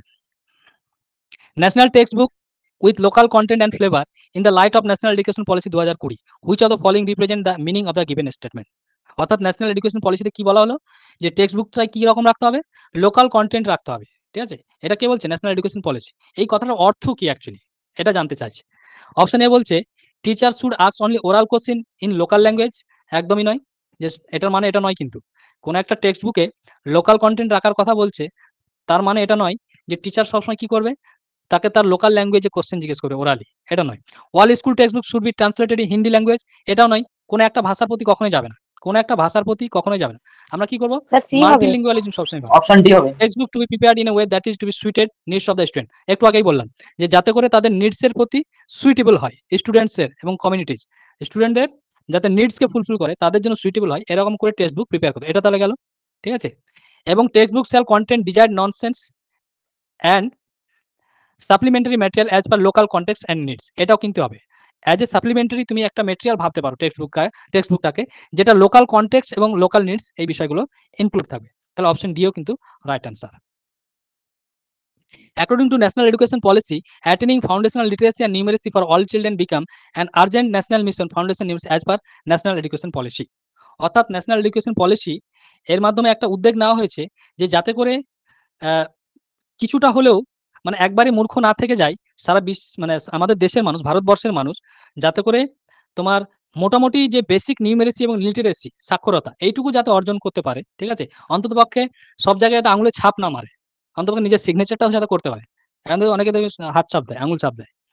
এই উদ্দেশ্যে আরকি, যাতে সব জায়গায় শুধু আঙুল ছাপ না দিতে হয়, সিগনেচারটা যাতে করতে পারে। অর্থাৎ বেসিক লিটারেসি যেটা সাক্ষরতা এবং নিউমেরিসি, এটা যাতে অন্ততপক্ষে আমাদের ভারতবর্ষের মধ্যে আসে, এইজন্য ন্যাশনাল এডুকেশন পলিসি একটা ন্যাশনাল মিশনের কথা বলছে। এটা কিসের জন্য? এটা কিসের জন্য? এটা হচ্ছে, মনে রাখবে, FLN। FL মানে হচ্ছে foundational literacy and নিউমেরিসি। Foundational literacy and নিউমেরিসি। এখানে বেসিক্যালি 3 R এর কথা বলা হচ্ছে। অর্থাৎ রিডিং, রাইটিং এবং অ্যারিথমেটিক নলেজ। রিডিং অর্থাৎ যাতে অন্ততপক্ষে একটু পড়তে পারে, রাইটিং, ঠিক আছে? এবং কিছু যাতে অঙ্কের যে এগুলো হিসাব নিকাশগুলো, অ্যারিথমেটিক যাতে নলেজ কিছু চলে আসে, এই বিষয়গুলো খেয়াল রাখবে। 3 R ফর্ম এ, ঠিক আছে? রিডিং, রাইটিং, অ্যারিথমেটিক নলেজ যাতে রাখতে পারে, ঠিক আছে? এটার কারণ হচ্ছে, এর অপশন হচ্ছে অপশন 2 নম্বর হচ্ছে কারেক্ট অ্যান্সার। অনেকগুলো কোয়েশ্চেন আছে, একটু তাড়াতাড়ি করছি। আমি পুরো এটা দিয়ে দেব তোমাদের। সময় হয়ে যাচ্ছে অনেকটাই। ক্লাসের সময় হয়ে গেছে, 10:30 বেজে গেছে অলরেডি। তাহলে আমি তোমাদের যা কোয়েশ্চেন আছে আমি দিয়ে দিচ্ছি। তোমরা নিজেদের, আমি যা পড়িয়ে দিয়েছি, লেকচার যদি ঠিকঠাক পড়ে থাকো, সমস্ত এগুলো হচ্ছে প্রিভিয়াস ইয়ারের কোয়েশ্চেন, ঠিক আছে? প্রিভিয়াস ইয়ার কোয়েশ্চেন রয়েছে এগুলো। তুমি তোমরা নিজেরাও এগুলো সলভ করতে পারবে। তাহলে কিসের জন্য এটা করা হচ্ছে? এই যে বেসিক সাক্ষরতা যাতে হয়, বেসিক সাক্ষরতা যাতে সবার মধ্যে নিয়ে আসা যায়, এবং নিউমেরিসি স্কিলটা যাতে বেসিক ভাবে অন্ততপক্ষে সবার মধ্যে গড়ে ওঠে, এটা করা হচ্ছে। কারণ কি? The carry out carry out basic mathematical operation with Indian numerals, ঠিক আছে? যাতে বেসিক ম্যাথমেটিক্যালস গুলো করতে পারে, এই জন্য করা হচ্ছে। বাকিগুলো দেখবে হবে না। হেতাল স্পিক্স গুজরাটি অ্যাট হোম। হেতাল বাড়িতে গুজরাটি ভাষায় কথা বলে। And is fluent in reading and writing the language. এবং সে ভাষা কি ফ্লুয়েন্টলি বলতেও পারে, লিখতেও পারে, পড়তে পারে, সবকিছু পারে হিন্দিতে। The medium of instruction in her school is Hindi. এবং তার স্কুলে যে ইনস্ট্রাকশন, সেখানে কিন্তু হিন্দি পড়ানো হচ্ছে। অর্থাৎ হেতাল কি করছে, বাড়িতে গুজরাটি বলছে, সেই ভাষায় সে লিখতে পড়তে পারছে, কিন্তু সে যে স্কুলে পড়ছে সেই স্কুলে ইনস্ট্রাকশনটা হিন্দিতে দিচ্ছে। As a language she does not know. এবং সে হিন্দি জানে না, সে হিন্দিটা জানে না। তাহলে as per national education policy, আমি বলেছিলাম না তোমাদের অপশন চিনতে সুবিধা করবে, আমি যে পয়েন্টগুলো ডিসকাস করছি। এবার দেখো কোশ্চেনগুলো কিভাবে আসছে, তোমাদের অপশন চিনতে সাহায্য করবে। তাহলে as per national education policy 2020, what measures must be taken by the school in this situation. এরকম পরিস্থিতিতে তুমি স্কুলে কি করবে? যে হেতাল কি করছে, গুজরাটি ভাষায় বাড়িতে কথা বলছে, লিখছে, বলছে, সবকিছু গুজরাটি ভাষায়। বাট যে সেই স্কুলে অ্যাডমিশন নিয়েছে, সেই স্কুলে সমস্ত ইনস্ট্রাকশন হিন্দিতে দিচ্ছে, যে ভাষাটা সে জানে না। তাহলে একজন শিক্ষক তুমি কি করবে দেখো। Hetal should be asked to speak only in Hindi at school. তুমি কি তাকে শুধু হিন্দিতে কথা বলতে বলবে? এটা কখনোই করা যাবে না। কারণ কি? আবার একই এক্সপ্লানেশন, মাল্টিলিঙ্গুয়ালিজম। এই কথাটা মনে রাখবে, যে বহু ভাষার একটা স্যার 2 রিসোর্স হবে। হিসাবে ইউজ করতে হবে, ঠিক আছে? All children should be encourage to respect each others native language to create culture and multi. এই যে আমি বললাম যে প্রত্যেকের যে মাতৃভাষা, সেটা কি করতে হবে? রেসপেক্ট করতে হবে। কিসের জন্য? কারণ তুমি যখন প্রত্যেকের ভাষাকে রেসপেক্ট করবে, কালচারটা তোমার আদান প্রদান হবে। কারণ ভাষার সাথে সংস্কৃতি কিন্তু জড়িয়ে আছে। প্রত্যেকটা ভাষার সাথে তার সংস্কৃতি জড়িয়ে রয়েছে। তাহলে এটা কিন্তু আদান প্রদান হবে। তাহলে এটাও গেল একটা অপশনে। তারপরে দেখো, তাহলে এটা একটা আসছে আমাদের অপশনে। তারপর দেখো, teacher should ask Hetal to forget whatever she learns at home. তুমি কি বলবে হেতালকে যে তুমি গুজরাটি ভাষা আজ পর্যন্ত যা শিখেছো সব ভুলে যাও? একজন টিচার হিসেবে এটা করতে পারবে? পারবে না। অন্ততপক্ষে এটা করতে পারবে না। এটাও করতে পারবে না। Hetal should be shifted to the section where English is the medium for instruction. নাকি তুমি হেতালকে ওই ক্লাস থেকে বের করে দিয়ে, যেখানে ইংলিশ ইনস্ট্রাকশন দেওয়া হয়, এরকম একটা ক্লাসরুমে যেতে বলবে? এটাও করবে না। তাহলে তুমি কি করবে? তাকে এনকারেজ করবে, এবং তার যে মাতৃভাষা, তার যে নেটিভ ল্যাঙ্গুয়েজ, সেটাকে তুমি রেসপেক্ট করতে বলবে সবাইকে। এবং সমস্ত শিশু এর মাধ্যমে কি করবে? তাদের কালচার এবং মাল্টিলিঙ্গুয়ালিজম এবং তাদের সংস্কৃতির কি করবে? ডেভেলপমেন্টটা করতে পারবে, কমিউনিকেশন স্কিলটা বাড়াতে পারবে। তাহলে এরকম অনেক কোশ্চেন রয়েছে, ঠিক আছে? সময় যেহেতু হয়ে গেছে, আমি আর আগে যাচ্ছি না। সেম একই কোশ্চেন তোমরা নিজে থেকে করতে পারবে। রোড মেমোরাইজেশন পাচ্ছ, এগুলো কেটে দিবে, ঠিক আছে? এই বিষয়গুলো রয়েছে, তোমরা করবে। অনেক কোশ্চেন রয়েছে, ঠিক আছে? তোমরা যদি কেউ পেড ব্যাচে অ্যাডমিশন নিতে চাও, আমি সবাইকে বারবার বলে দিচ্ছি, আজকের জন্যই শুধু আমি 350 টাকা ফিজ রাখবো। আমি কোনোভাবেই কাল থেকে 350 টাকা অ্যাডমিশন কিন্তু নেব না। এইজন্য আমি প্রথমেই দেখবে ক্লাসের শেষে বলে দিয়েছি, আমি এভাবে কখনো ক্লাসের মধ্যে প্রমোশন করি না। কোনো ক্লাসে আজ পর্যন্ত, আজকে প্রথম, আমি যতদিন থেকে পড়াচ্ছি আজকে ফার্স্ট টাইম আমি এই প্রমোশনটা করছি। আমি কখনোই এর আগে এরকম প্রমোশন করিনি, ফার্স্ট টাইম করছি। যদি কেউ অ্যাডমিশন হতে চাও, অনলি আজকেই 350 টাকা আমি অ্যাডমিশন নেব। কাল থেকে এই ব্যাচের ফি আমি অবশ্যই বাড়াবো।